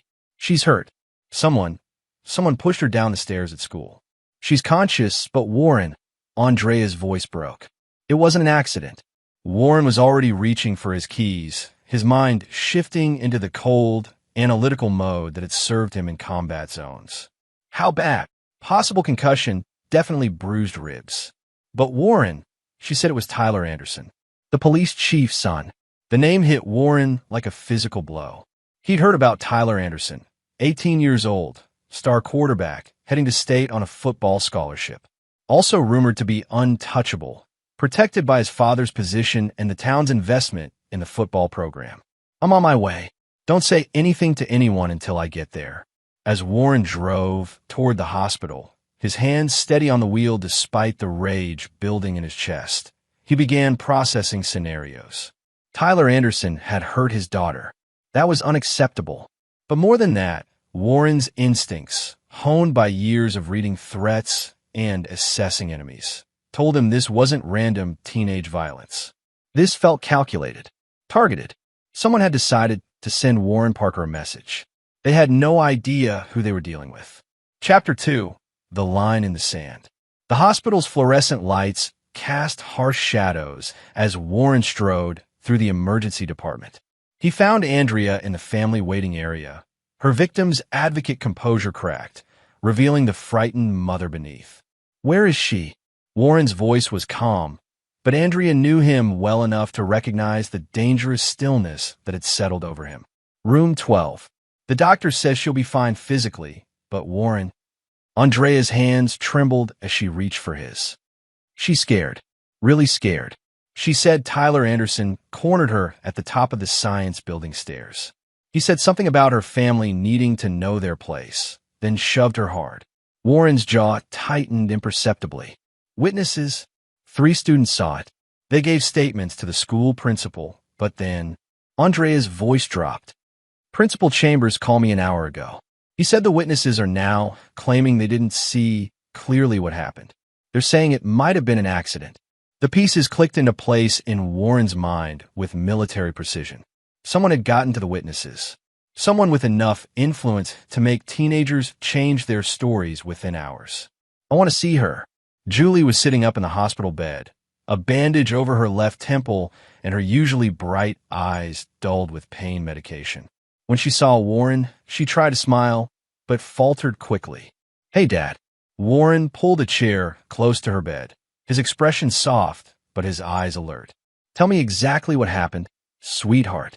Every detail. Julie's account matched Andrea's summary, but she added crucial details. Tyler Anderson hadn't just pushed her. He'd waited until the hallway was empty except for the 3 witnesses, all younger students he apparently knew he could intimidate later. His words had been specific. Your family thinks they're better than everyone else. Time you learn different. Julie, has Tyler Anderson ever spoken to you before? Ever shown any interest in you at all? She shook her head. Never. I barely knew who he was until today. That's what made it so weird. It felt like he was told to do it. Warren's suspicions crystallized into certainty. This wasn't teenage aggression. This was a message. But from whom and why? The answer came 2 hours later as Warren was leaving the hospital with his family. His phone rang, an unknown local number. Mr. Parker? This is Chief Anderson. I understand there was an incident at the school today involving your daughter and my son. Warren stepped away from Andrea and Julie, his voice carefully neutral. That's correct, Chief. Your son assaulted my daughter. A low chuckle came through the phone. Now, Mr. Parker, that's a serious accusation. For what I understand, it was just kids being kids. Accidents happen. My daughter has 3 witnesses who saw your son deliberately push her down a flight of stairs. Funny thing about witnesses, Mr. Parker, memory can be unreliable, especially in teenage kids under pressure. The threat in Anderson's voice was subtle but unmistakable. My advice? Let this go. My son is untouchable. I know Judge Morrison personally. We go way back. Any charges you try to bring will disappear faster than morning fog. Warren felt the familiar calm that preceded violence, a state he hadn't experienced since his last deployment. Is that so? Drop this case, Parker, or things might get complicated for you and your family. I'd hate for there to be any misunderstandings that might require police intervention. False shooting reports happen all the time. Tragic, really, when law-abiding citizens get caught up in situations they can't control. The line went dead. Warren stood in the hospital parking lot, watching Andrea help Julie into their car, and made a decision that would change everything. Gordon Anderson had just threatened his family, had implied he would fabricate evidence to destroy Warren's life if he pursued justice for his daughter. Warren Parker had spent 12 years learning how to neutralize threats to American interests overseas. He'd studied enemy networks, identified pressure points, and executed operations that dismantled organizations far more sophisticated than a small-town police department. Gordon Anderson had no idea what he'd just awakened. Warren called Anderson's number back. The chief answered on the first ring, probably expecting Warren to capitulate. Chief Anderson, this is Warren Parker. You have 10 minutes to turn your son in and issue a public apology, or I'll use something you can't tolerate. Anderson's laughter was genuinely amused. You think you can threaten me, Parker? I run this town. I know every judge, every prosecutor, every. 9 minutes and 50 seconds, Warren said, and hung up. He walked back to his car, where Andrea was waiting with questions in her eyes. Who was that? Chief Anderson. He just made a very serious mistake. Warren's phone was already buzzing with incoming calls. Anderson, probably realizing that Warren's calm certainty meant something different than the chief had initially assumed. Warren let them go to voicemail. Instead, he opened an encrypted app on his phone and sent a single message to Salvador Decker, code yellow. Need you in Millbrook Heights tonight. Bring the kit. Andrea studied his face in the dim parking lot light. Warren, what are you planning? Justice, Andrea. Pure and simple justice. As they drove home, Warren's mind was already 3 steps ahead, calculating angles and possibilities. Gordon Anderson thought he was untouchable because he'd operated in a small pond with small fish. But Warren Parker had hunted sharks in deep water. The chief would learn the difference soon enough. Chapter 3. The Network Unveiled. Salvador Decker arrived at Warren's house at 11 p.m., carrying a nondescript black duffel bag.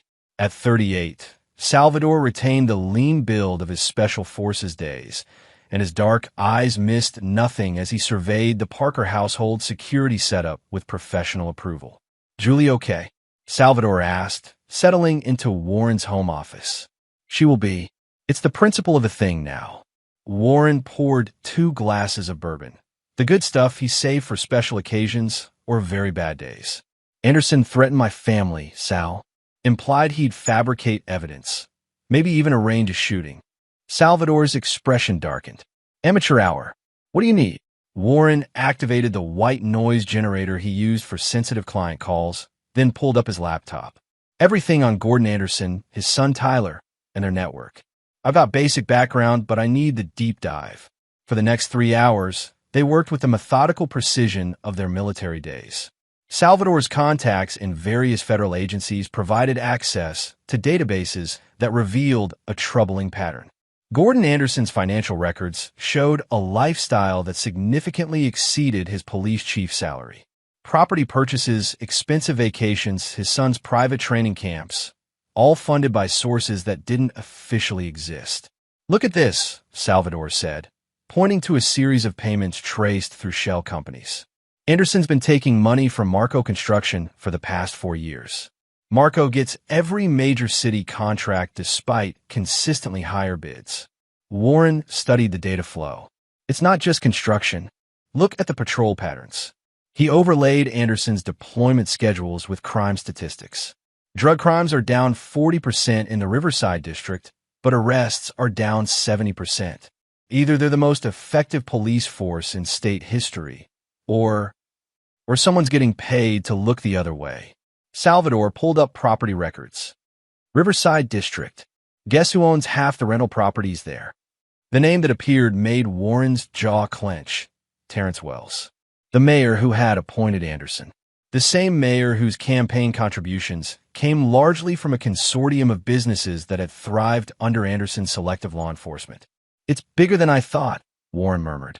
Anderson's not just protecting his son. He's protecting an entire operation. Salvador leaned back in his chair. You want to take down a corruption network, not just get payback for Julie. I want both. Warren's voice carried the weight of absolute conviction. These people think they're untouchable because they've operated without real opposition. Time to show them what opposition looks like. At 2:30 a.m., Warren's secure phone buzzed. A message from an unknown number. I hear you ask questions about Gordon Anderson. Meet me at Riverside Diner tomorrow, 3 p.m.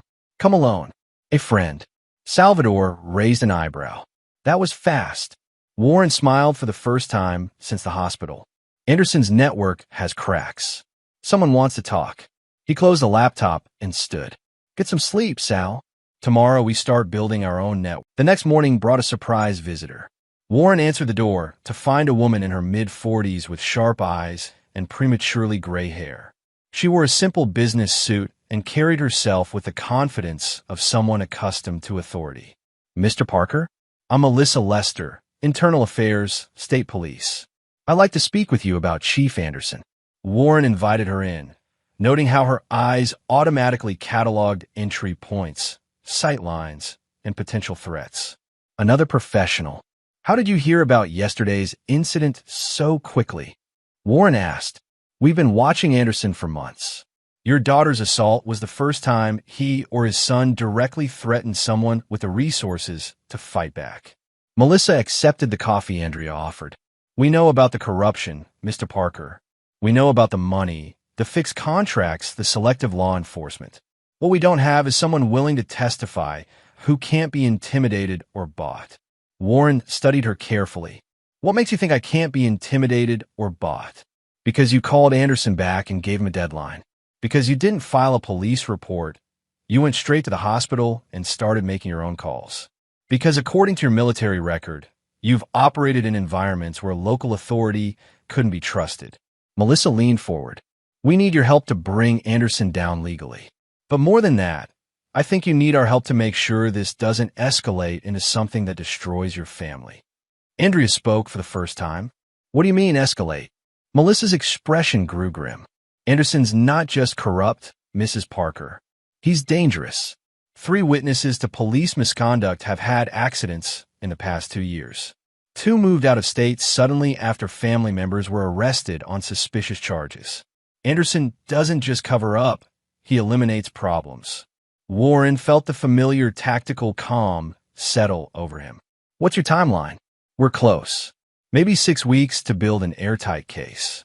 But Anderson's getting desperate. The state's been asking questions about his budget discrepancies, and federal attention is starting to focus on Millbrook Heights. He's going to move against anyone he sees as a threat, including my family, especially your family. Your daughter's assault wasn't random, Mr. Parker. It was a test. Anderson wanted to see how you'd react, how much noise you'd make. Melissa stood. Work with us. Help us build the legal case, and we'll protect your family through the process.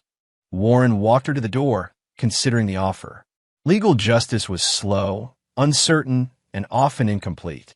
But it was also clean, leaving no room for the kind of collateral damage that kept him awake some nights. I'll think about it, he said. After Melissa left, Andrea confronted him in the kitchen. Warren, what aren't you telling me? Yesterday you were angry about Julie, but now you're talking like we're all in danger. Warren took his wife's hands, meeting her eyes directly. Anderson threatened to kill me, Andrea. In so many words, he threatened to fabricate evidence and arrange a shooting. He's not just some corrupt small-town cop. He's running an operation, and we've stumbled into it. Andrea's face paled. So, we work with internal affairs. We do this legally. Maybe. But first, I need to understand exactly what we're dealing with. Warren checked his watch. I've got a meeting at 3. Someone wants to talk about Anderson. Someone on the inside. Warren, Andrea's voice carried a warning he'd heard before, usually right before he made decisions that changed everything. Promise me you won't do anything that puts us in more danger. Warren kissed her forehead, smelling the familiar scent of her shampoo, feeling the warmth of the woman who'd stood by him through deployments and career changes and the slow process of learning to live in a world where the rules were different than they'd been in uniform. I promise I'll protect our family, he said, whatever it takes. It wasn't quite the promise she'd asked for, and they both knew it. Chapter 4. The Inside Man. The Riverside Diner occupied a corner lot in the section of town where police patrols were notably scarce. Warren arrived early, choosing a booth with clear sight lines to both entrances and the kitchen. Old habits, but useful ones. At exactly 3 p.m., a man in his 50s slid into the opposite seat. Warren recognized him immediately. Randall Mitchell, one of Anderson's senior detectives. Mitchell's hangdog expression and nervous energy suggested a man carrying a heavy burden. Mr. Parker, I appreciate you coming. Warren waited, letting the silence work for him, a technique that had served him well in interrogations overseas. Mitchell fidgeted with his coffee cup. I've been a cop for 23 years. Good cop, I thought. Did my job, followed the rules, tried to serve and protect. He looked up at Warren. Anderson's destroyed all of that. How? It started small. Look the other way on a traffic stop here. Lose some paperwork there. Anderson said it was about priorities. Focus on real crime, not nickel and dime stuff. Made sense at first. Mitchell's voice grew bitter. But then it got bigger. Evidence disappearing in drug cases. Assault charges getting dropped because witnesses suddenly couldn't remember what they saw. And if you ask questions, you became a problem. Detective Morris Chambers asked too many questions last year. Good cop, 15 years on the force. He started documenting inconsistencies in Anderson's cases. Then he got caught in a sting operation that everyone knew was bogus, planted drugs in his locker, anonymous tip about police corruption. Anderson had to reluctantly fire his own detective to maintain department integrity. Warren processed this information, already seeing the patterns. What changed? Why are you talking to me now? Mitchell's laugh was hollow. Because of what Tyler did to your daughter. And because of what Anderson said afterward. Which was... He called Tyler into his office, and I was in the next room. The walls are thin. Anderson didn't yell. He congratulated him. Said it was a perfect demonstration of control. Said her daughter needed to understand that some families in this town have consequences for stepping out of line. Warren's grip on his coffee cup tightened slightly. My family stepped out of line how? Your wife's been working on some cases that make Anderson nervous. Domestic violence cases where the perpetrators have connections to his network. She's been advocating for victims who might otherwise be pressured to drop charges. Mitchell leaned forward. Anderson sees your wife as a threat to his operation. Attacking your daughter was meant to send a message. Back off or face consequences. The tactical part of Warren's mind was already working through implications. Andrea's work had inadvertently threatened Anderson's protection network. The assault on Julie was both punishment and warning. But there was something else, something in Mitchell's manner that suggested more immediate danger. There's something else. Mitchell confirmed Warren's suspicion. Anderson's planning something. He's been making calls to contacts outside the department. Private security types, ex-military contractors. The kind of people who handle special problems. Warren's blood chilled. Timeline. Soon. Maybe days. Anderson's under pressure from the state investigation, and he knows your military background makes you more dangerous than the usual citizens he intimidates. Mitchell slid a manila envelope across the table. This is everything I could copy without triggering security protocols. Financial records, communication logs, the real files on the cases Anderson's been manipulating. Warren pocketed the envelope without opening it. Why are you doing this? Because I've got a daughter too. And because I took an oath to serve and protect, not to enable a sociopath with a badge. Mitchell stood to leave, then paused. Mr. Parker? Anderson's dangerous, but he's not smart. He's relied on intimidation and corruption for so long that he's forgotten how to deal with real opposition. Use that. That evening, Warren spread Mitchell's intelligence across his office desk while Salvador analyzed the patterns. The scope of Anderson's network was impressive. Judges, prosecutors, city council members, business owners, and even state legislators. But Warren's trained, I spotted the vulnerabilities. Look at the communication pattern. Warren pointed to a series of phone logs. Anderson's the hub. Everything flows through him. Classic command structure weakness. Cut off the head, the body dies. Salvador nodded. But cutting off the head means neutralizing someone with significant protection and resources. This isn't like taking down a terror cell in Afghanistan. No, Warren agreed. It's better. Anderson's operating on his home turf, which makes him confident but predictable. He's got civilian oversight, legal constraints, and public accountability, all things that can be turned against him. Warren's secure phone buzzed. Another unknown number, but this time the message made him smile. The cop's kid is bragging about pushing the war hero's daughter. Says his daddy made the soldier back down. Thought you want to know. Another friend. Anderson had made a critical error. He'd allowed Tyler to spread the story, probably as a way to reinforce the family's untouchable status. But in doing so, he'd given Warren something invaluable. Public confirmation of guilt and motive.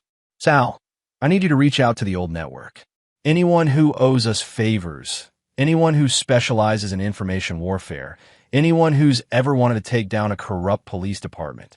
Salvador grinned, the first genuinely happy expression Warren had seen from him since arriving. Finally, I was wondering when you'd stop playing defense. Warren looked at the photo of Julie on his desk, remembering her bright smile before Tyler Anderson had put fear in her eyes. Then he thought about Anderson's laugh, his casual dismissal of Warren's threat. His assumption that a small-town police chief could intimidate a former Army intelligence officer. Anderson was about to learn that some people couldn't be intimidated, and some people didn't forget. Chapter 5. The Web Titans. Warren's transformation began subtly.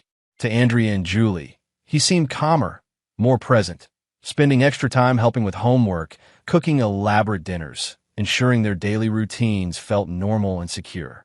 But Salvador recognized the signs. Warren was entering operational mode, that state of heightened awareness and methodical planning that had made him legendary in military circles. The first move came 72 hours after Anderson's phone call. Warren had spent those days studying the intelligence Mitchell provided, cross-referencing it with public records and social media patterns his old network had analyzed. The picture that emerged was even uglier than expected. Anderson's corruption network stretched beyond simple graft. Drug dealers operated freely in the Riverside district as long as they paid tribute. Domestic violence cases disappeared when the perpetrators had connections. Even drunk driving arrests could be made to vanish for the right price. But every system had pressure points. Warren's opportunity came through an unexpected source. Julius Chambers, the high school principal who had mysteriously seen his witnesses change their stories. Warren had researched Chambers extensively and discovered something interesting. The man's son had been arrested 2 years ago for drug possession, a charge that had vanished overnight. Warren appeared at Chambers' office Thursday morning without an appointment. Mr. Parker. Chambers was a thin man with nervous energy and the pallor of someone under constant stress. I'm sorry, but as I told your wife, the incident with your daughter appears to have been accidental. The witnesses were intimidated into changing their stories. Warren's voice was quiet, conversational. Just like your son's drug charges disappeared 2 years ago. Chambers' face went white. I don't know what you're talking about. Warren opened a folder and placed a photograph on the principal's desk. Chambers' son Danny accepting a large envelope from Tyler Anderson behind the school gymnasium. Timestamp showing it was taken 3 weeks ago. Your son's dealing again, Mr. Chambers. With Tyler Anderson as his supplier and protection. Warren's tone remained friendly, almost casual. Anderson's got you trapped. Cover up his son's crimes, or watch your boy go to prison for distribution charges that won't disappear this time. Chambers stared at the photograph, his hands trembling slightly. How did you? I asked the right questions to the right people. Warren leaned back in his chair. Here's what's going to happen. You're going to restore the original witness statements about Tyler pushing my daughter. You're going to document every time Anderson has pressured you to modify reports or change records. And you're going to help me ensure Tyler Anderson faces consequences for what he did. I can't. You don't understand. Anderson will destroy my family. Warren placed a second photograph on the desk. Anderson himself, accepting a briefcase from a man Warren's research had identified as Vincent Marco, head of Marco Construction and suspected money launderer. Anderson's going down, Mr. Chambers. The question is whether you go down with him or help clean up the mess he's made of this town. Warren's voice carried absolute certainty. I'm giving you the chance to be on the right side of history. Chambers studied Warren's face, perhaps recognizing something in the former soldier's expression that suggested this wasn't a negotiation. What guarantee do I have that you can protect my family if I help you? Warren smiled, not warmly, but with the confidence of a man who had never lost a battle he'd chosen to fight. You have my word, and unlike Anderson's promises, mine comes with the resources to back it up. That afternoon, Warren received an encrypted message from Salvador. Package delivered. Anderson's banking records, communication logs, and surveillance footage are now in the hands of FBI Special Agent Carolina McKenzie, Financial Crimes Division. She's very interested in Anderson's unexplained assets. The second phase was already in motion. Warren had learned from his military career that successful operations required multiple pressure points activated simultaneously. Anderson could handle one investigation, maybe two, but Warren was orchestrating something more comprehensive. By Thursday evening, Warren's network had identified 17 separate federal violations in Anderson's operation. By Friday morning, agents from 3 different agencies were asking questions in Millbrook Heights about everything from civil rights violations to money laundering. Anderson called Warren at 6 p.m. Friday, his voice tight with barely controlled rage. You think you're smart, Parker? You think bringing in outside investigators protects you? I think justice protects me, Chief. Just like it's going to protect my daughter. Your daughter was just the beginning. You want to play games with me? Let's play. But understand, I've been doing this for 8 years. I know how to make problems disappear permanently. Warren had been recording the call through an app Salvador had installed. Are you threatening my family again, Chief Anderson? A pause. Then, I'm explaining reality to someone who seems confused about how this town works. I understand perfectly.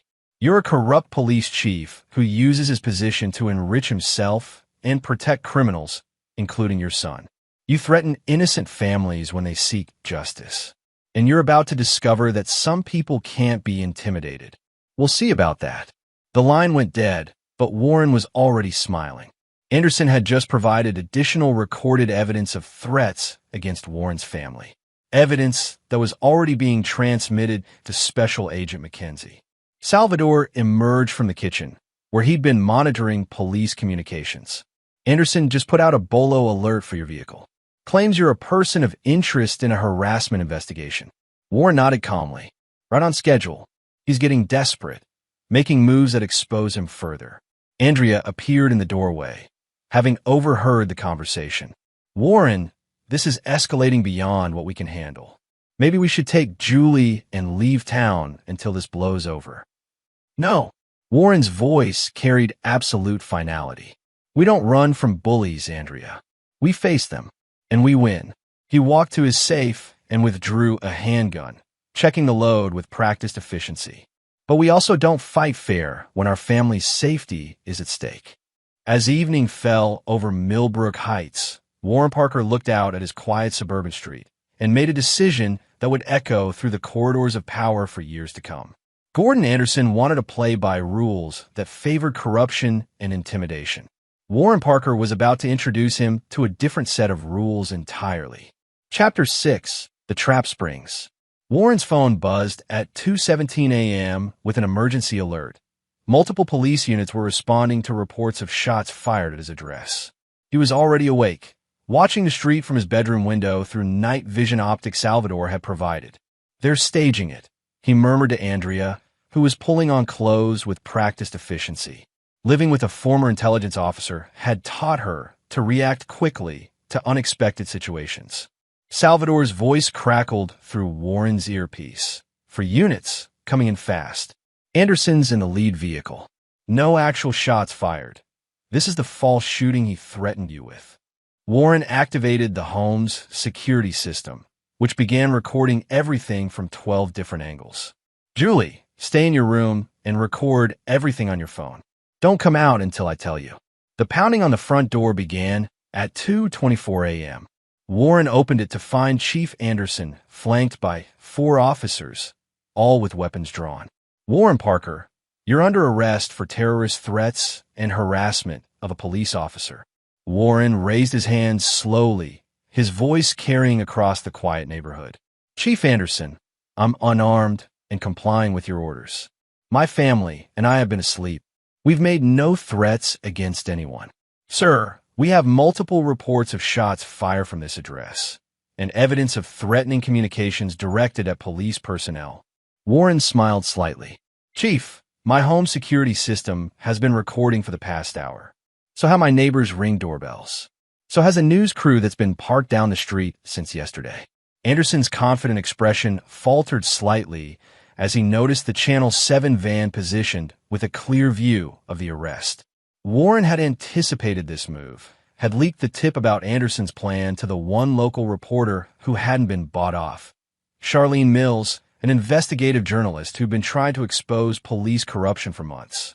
Turn around and put your hands behind your back, Anderson ordered, but his voice lacked its earlier conviction. As the handcuffs clicked into place, Warren spoke clearly for the cameras and recording devices. Chief Anderson, I want it on record that my family and I have committed no crimes. We've been asleep in our home. No shots were fired from this address, and I have never threatened any police officer. This arrest appears to be retaliation for my daughter reporting your son's assault on her at school. Anderson's jaw tightened. Save it for the judge, Parker. But Warren wasn't done. Chief, since we're being recorded by multiple sources, I'd like to ask, Did your son Tyler tell you that he pushed my daughter down the school stairs? And did you threaten to frame me for a crime unless I dropped any charges against him? That's enough. Anderson snapped, then immediately realized his mistake. His angry reaction, combined with Warren's calm questions, created exactly the narrative Warren wanted. A corrupt chief silencing a father seeking justice for his daughter. Warren was processed and held overnight, exactly as he'd expected. Salvador had already coordinated with Melissa Lester to ensure Warren's safety in custody, and by morning, 3 different lawyers were filing motions challenging the arrest's legality. But the real victory came at 7 a.m., when Salvador called with an update that made Warren smile in his holding cell. Anderson's finished. The arrest gave McKinsey probable cause for emergency warrants. FBI's been inside Anderson's office since 4 a.m. They found everything. The second set of books, the payment schedules, even recorded conversations with Mayor Wells about managing witnesses. Warren was released at noon without charges. The shooting reports had been proven false, and no evidence existed of the alleged threats. As he walked out of the police station, Charlene Mills was waiting with a camera crew. "Mr. Parker, do you have any comment about your arrest?" Warren stopped, facing the camera directly. "Chief Anderson arrested me last night for crimes that never happened, using evidence that doesn't exist in retaliation for my daughter reporting his son's assault. This isn't law enforcement. It's abuse of power. And I have faith that justice will prevail." By evening, the story had gone viral on social media. War hero arrested in false shooting report after daughter assaulted by police chief's son. The narrative Warren had carefully constructed was spreading beyond Anderson's ability to control. But Anderson wasn't finished. At 8 p.m., as Warren was having dinner with his family, Salvador burst through the front door. "We need to move. Now." Salvador's urgency was unmistakable. "Mitchell just called. Anderson's lost it completely. He's authorized a no-knock raid on your house for tomorrow morning. Claims anonymous tip about weapons cache and terrorist planning." Andrea stood up so quickly her chair fell over. "He's going to have us killed and claim we resisted arrest." Warren was already moving, his mind shifting into combat mode. "How long do we have? 6 hours, maybe less.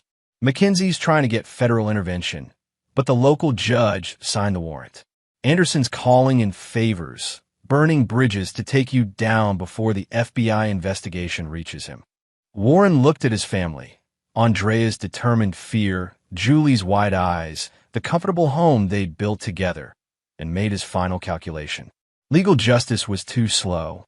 Anderson was escalating to lethal force. Time for different rules. "Andrea, take Julie to your sister's house in Pennsylvania.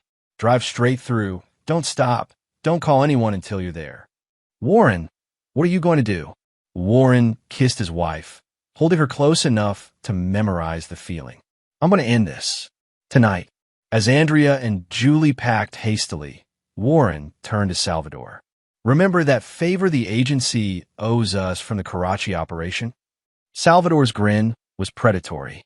The one involving the untraceable communication intercepts and the creative evidence placement? That's the one. Time to collect. Warren Parker had spent his career neutralizing threats to American interests. Tonight, Gordon Anderson would learn that threatening Warren's family had made him an enemy of the United States. The war was about to begin.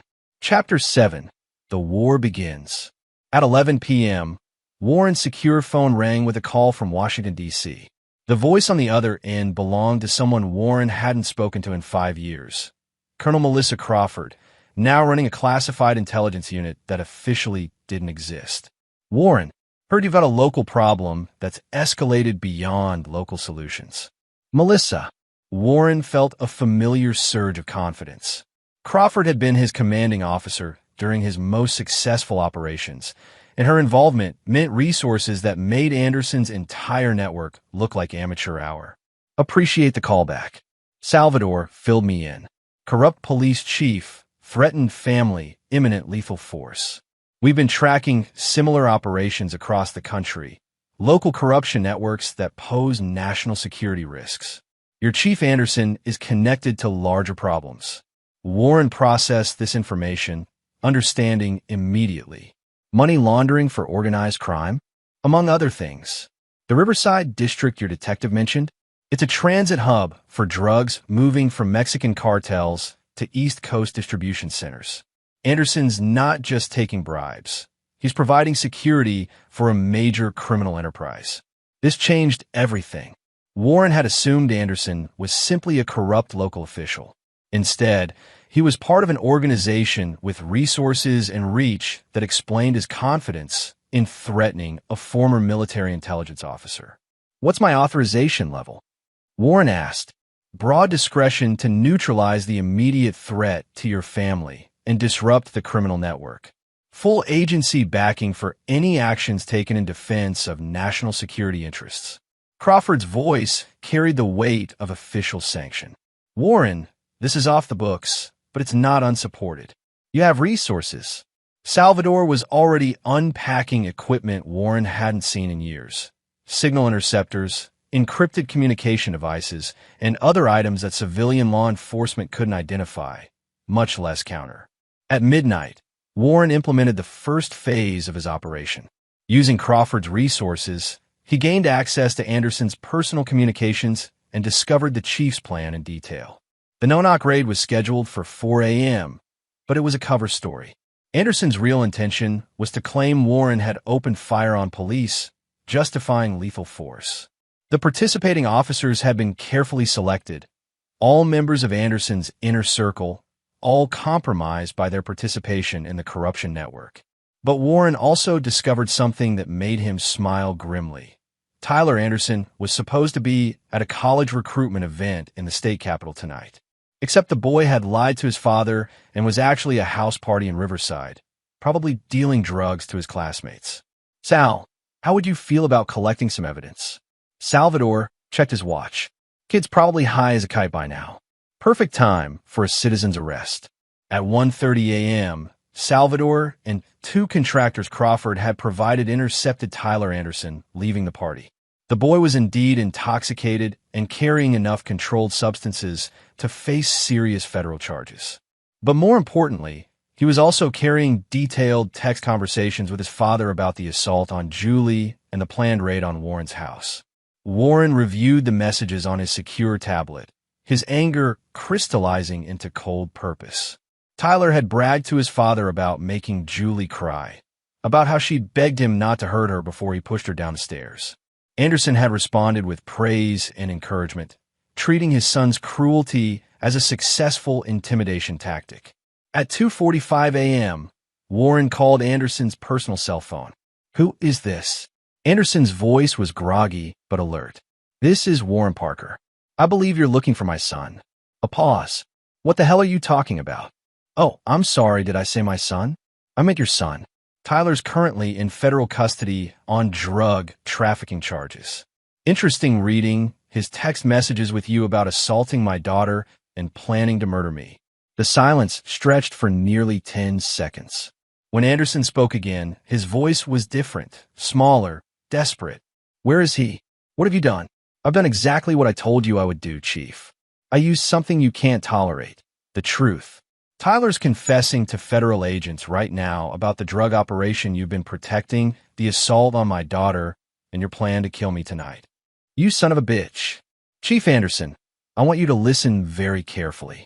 In approximately 15 minutes, FBI agents are going to arrest you for conspiracy, civil rights violations, and about 20 other federal crimes.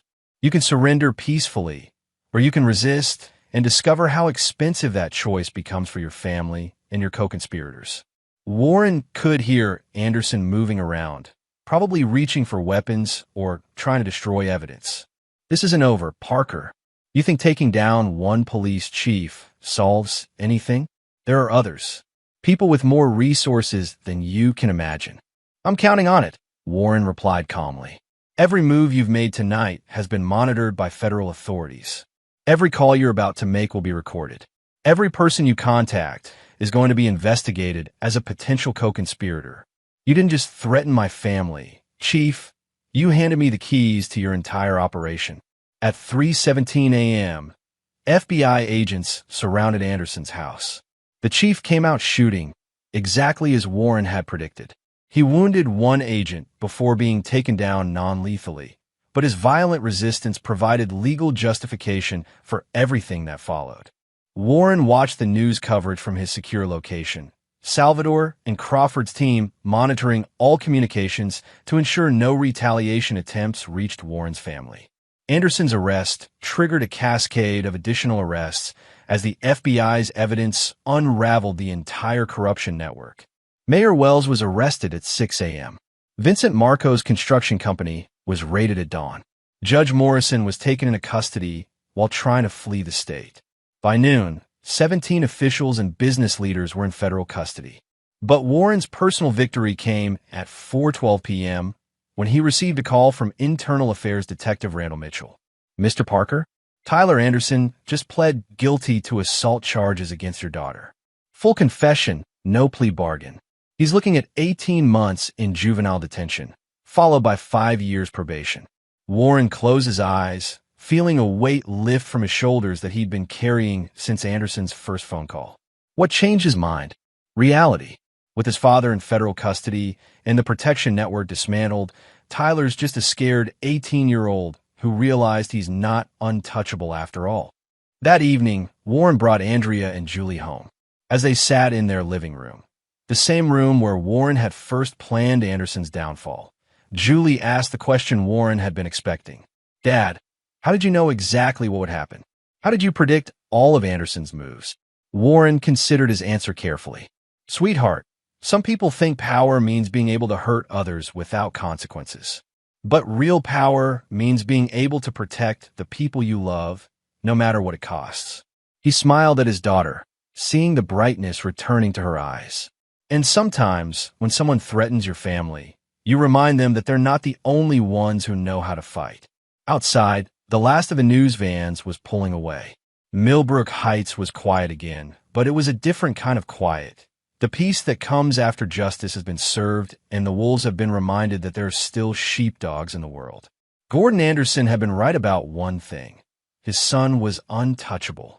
He just hadn't counted on meeting someone who specialized in touching the untouchable. Chapter 8. The Reckoning. Warren's phone rang at exactly 9 a.m., precisely 9 minutes after the deadline he'd given Anderson 3 days ago. The voice on the other end was broken, desperate, a far cry from the arrogant police chief who had threatened Warren's family. "Who are you? I'll put my son in jail. Just stop what you've done." Warren Parker stood in his office, looking out at the morning sun streaming across Millbrook Heights, and allowed himself a moment of satisfaction. "Chief Anderson, you sound distressed. You've destroyed everything. The FBI has frozen all my accounts. My wife's been arrested. Tyler's facing federal charges. The entire department is under investigation." Anderson's voice cracked. "What do you want? Money? I'll give you everything I have. Just make this stop." Warren's voice remained perfectly calm. "I want justice for my daughter, Chief. I want a corrupt police officer to face consequences for protecting criminals and threatening innocent families. I want this town to remember that some people actually believe in doing the right thing. You don't understand. There are people above me. People who won't tolerate this kind of exposure. They'll come after you, after your family. Let them come." Warren's tone carried the confidence of a man who had faced down enemies in 3 different countries and never lost. "I've spent my career neutralizing threats to American citizens. Anyone who wants to threaten my family is welcome to try." The truth was, Anderson's network had already surrendered. Mayor Wells had begun cooperating with federal investigators within hours of his arrest, providing evidence against everyone from city council members to state legislators. Judge Morrison was attempting to negotiate a plea deal by offering information about other corrupt officials across the state. The criminal enterprise that had seemed so formidable to local residents crumbled the moment it faced professional investigation. Warren had learned something important during his military career. Corrupt systems were inherently weak because they were built on self-interest rather than principle. When pressure was applied, every member of the network immediately began calculating how to save themselves, usually by betraying their co-conspirators. "Chief Anderson," Warren continued, "I gave you 10 minutes to do the right thing. Instead, You chose to threaten my family and attempt to have me killed. Now you're facing federal charges that will put you in prison for the rest of your life. And your son is learning that actions have consequences. Please." Anderson's voice was barely a whisper. "I'll confess to everything. I'll resign. I'll make sure Tyler apologizes to your daughter publicly. It's too late for that." Warren's voice hardened. "You had your chance to be a man of integrity. You chose to be a criminal instead. Now you face criminal consequences." Warren hung up and turned to find Andrea watching him from the doorway. She'd been listening to his side of the conversation, and her expression was unreadable. "Is it over?" she asked. "The immediate threat, yes. Anderson's finished, his network's dismantled, and Tyler's going to pay for what he did to Julie." Warren moved to embrace his wife. "But there's cleanup to do, people to interview, testimony to give, trials to attend." And after that, Warren considered the question. His reputation in certain circles had been significantly enhanced by the Anderson operation. Colonel Crawford had already hinted at consulting opportunities that would leverage his success in dismantling corruption networks. There were other Andersons in other towns, other families who needed protection from officials who thought badges made them untouchable. After that, we rebuild. Julie finishes high school without fear. You continue your advocacy work knowing that corrupt officials understand there are consequences for threatening victims. And I continue protecting families who can't protect themselves. Andrea studied his face.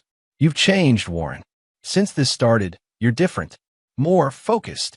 Warren nodded slowly. "I remembered something I'd forgotten since leaving the Army. There's a difference between keeping your head down and keeping your family safe." Anderson reminded me which one actually matters. That afternoon, Warren attended Tyler Anderson's sentencing hearing. The boy looked small and frightened in his orange jumpsuit, a dramatic change from the arrogant teenager who had smiled for cameras after assaulting Julie. Julie had chosen to attend, despite Warren's concerns. She wanted to face Tyler Anderson, to see justice delivered for what he'd done. As Warren watched his daughter, poised, dignified, unafraid, he felt a fierce pride in the young woman she was becoming. When Tyler was led away to begin his 18-month detention, he looked directly at Warren with something that might have been hatred or might have been fear. Warren stared back calmly, his expression conveying a simple message: "You hurt my daughter. You face consequences. Remember that." After the hearing, District Attorney Cecil Weber approached Warren in the courthouse hallway. Weber was one of the few local officials who had remained clean during Anderson's reign, largely because he'd been politically weak and therefore not worth corrupting. "Mr. Parker, I owe you an apology and a debt of gratitude." Warren shook the man's hand. "Just doing what needed to be done." "No, it was more than that. You exposed a cancer that was eating away at this town's justice system. Without your actions, Anderson would still be operating, more victims would be created, and our entire legal system would have continued to be corrupted." Warren nodded, but said nothing. He learned long ago that victory speeches were for politicians. Operators did the work and moved on to the next mission. As the Parker family drove home that evening, Julie broke the comfortable silence. "Dad, why didn't you just work with the FBI from the beginning? Why did you have to make it so complicated?" Warren glanced at his daughter in the rearview mirror. "Because complicated situations require complicated solutions, sweetheart. And because sometimes the only way to protect good people is to remind bad people that there are consequences for their actions." "But you could have been killed. We all could have been killed." "Yes," Warren agreed. "But we weren't. And now other families won't be threatened the way we were." Julie seemed to consider this. "So you're like a protector? For people who can't protect themselves?" Warren met Andrea's eyes, seeing understanding and something that might have been approval in her expression.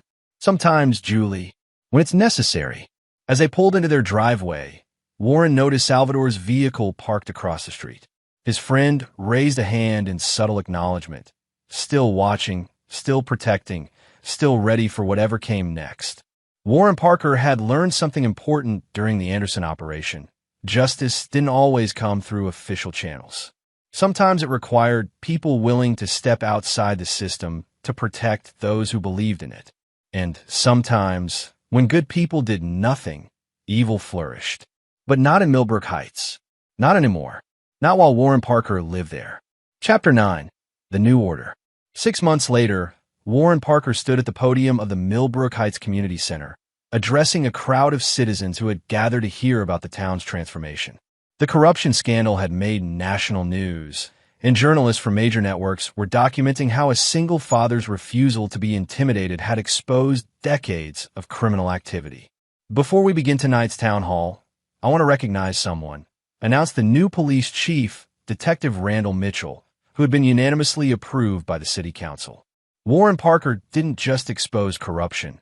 He reminded us all what integrity looks like. Warren raised a hand to decline the applause, but the crowd continued anyway. He could see Andrea and Julie in the front row, both beaming with pride. Julie had returned to school with newfound confidence, and her essay about standing up to bullies had won a statewide competition. "Thank you," Warren said finally. "But the real heroes are the police officers, prosecutors, and citizens who chose to do the right thing when it mattered. Detective Mitchell, D.A. Weber, and the federal agents who ensured justice was served."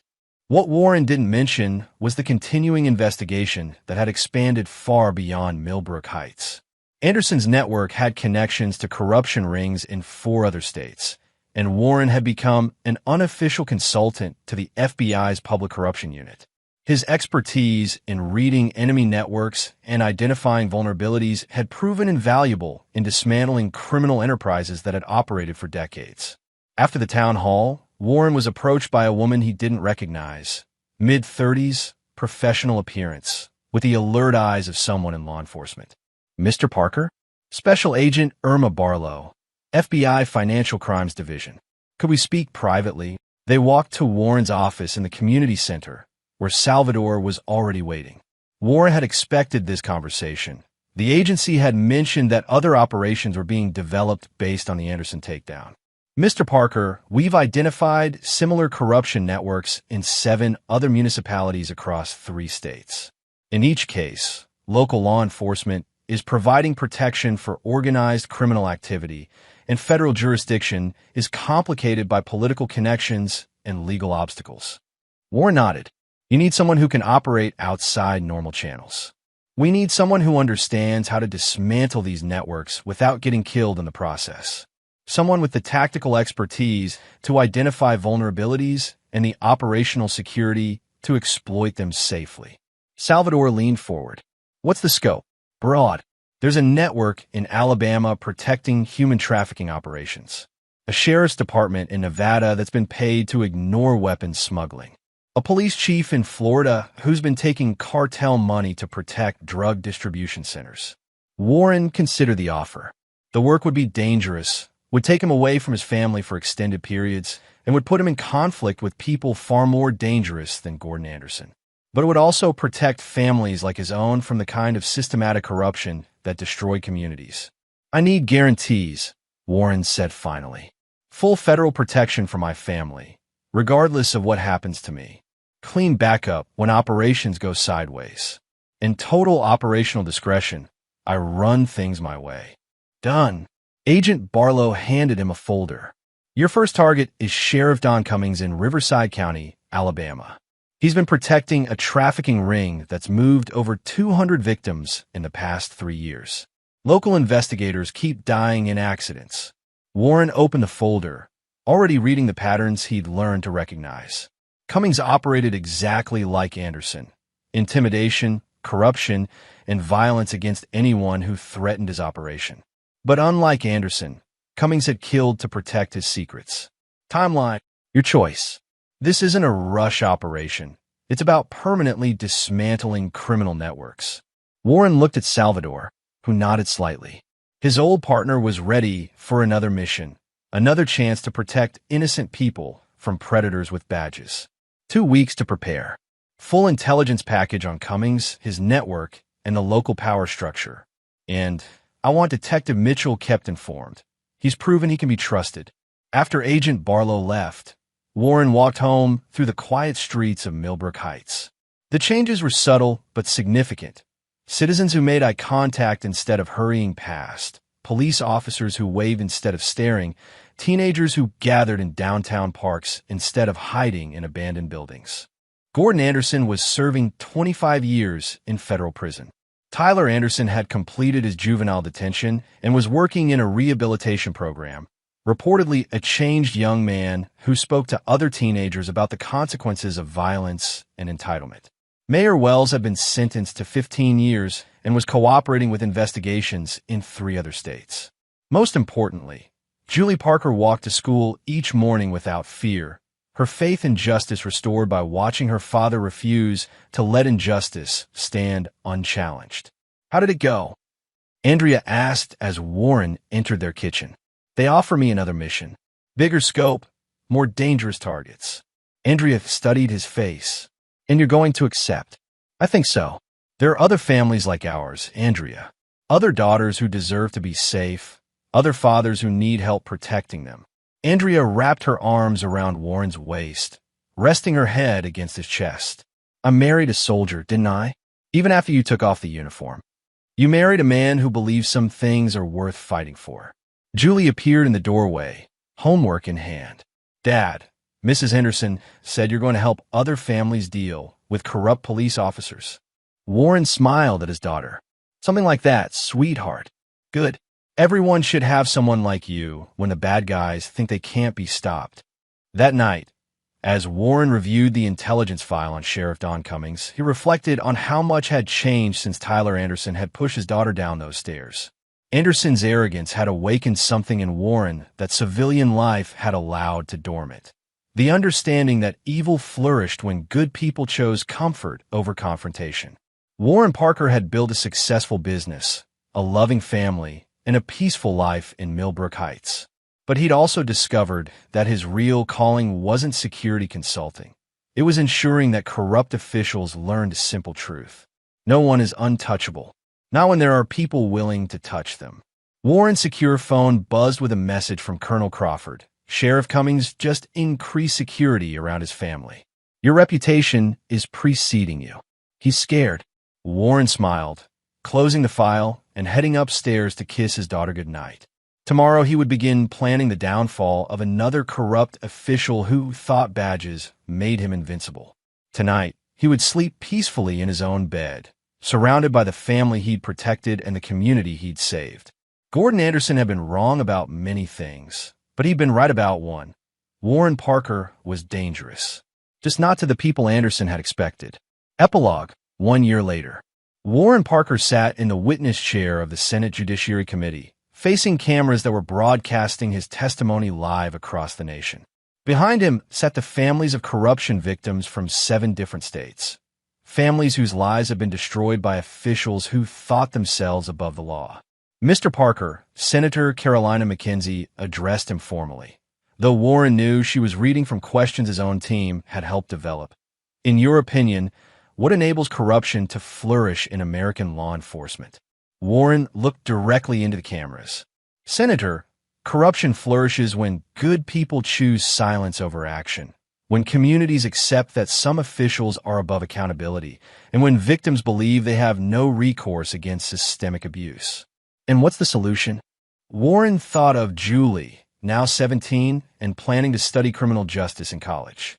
He thought of Andrea, whose victim advocacy work had expanded statewide.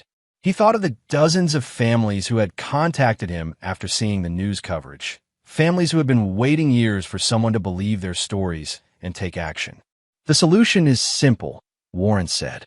"Remind corrupt officials that they're not untouchable. Remind victims that they're not powerless.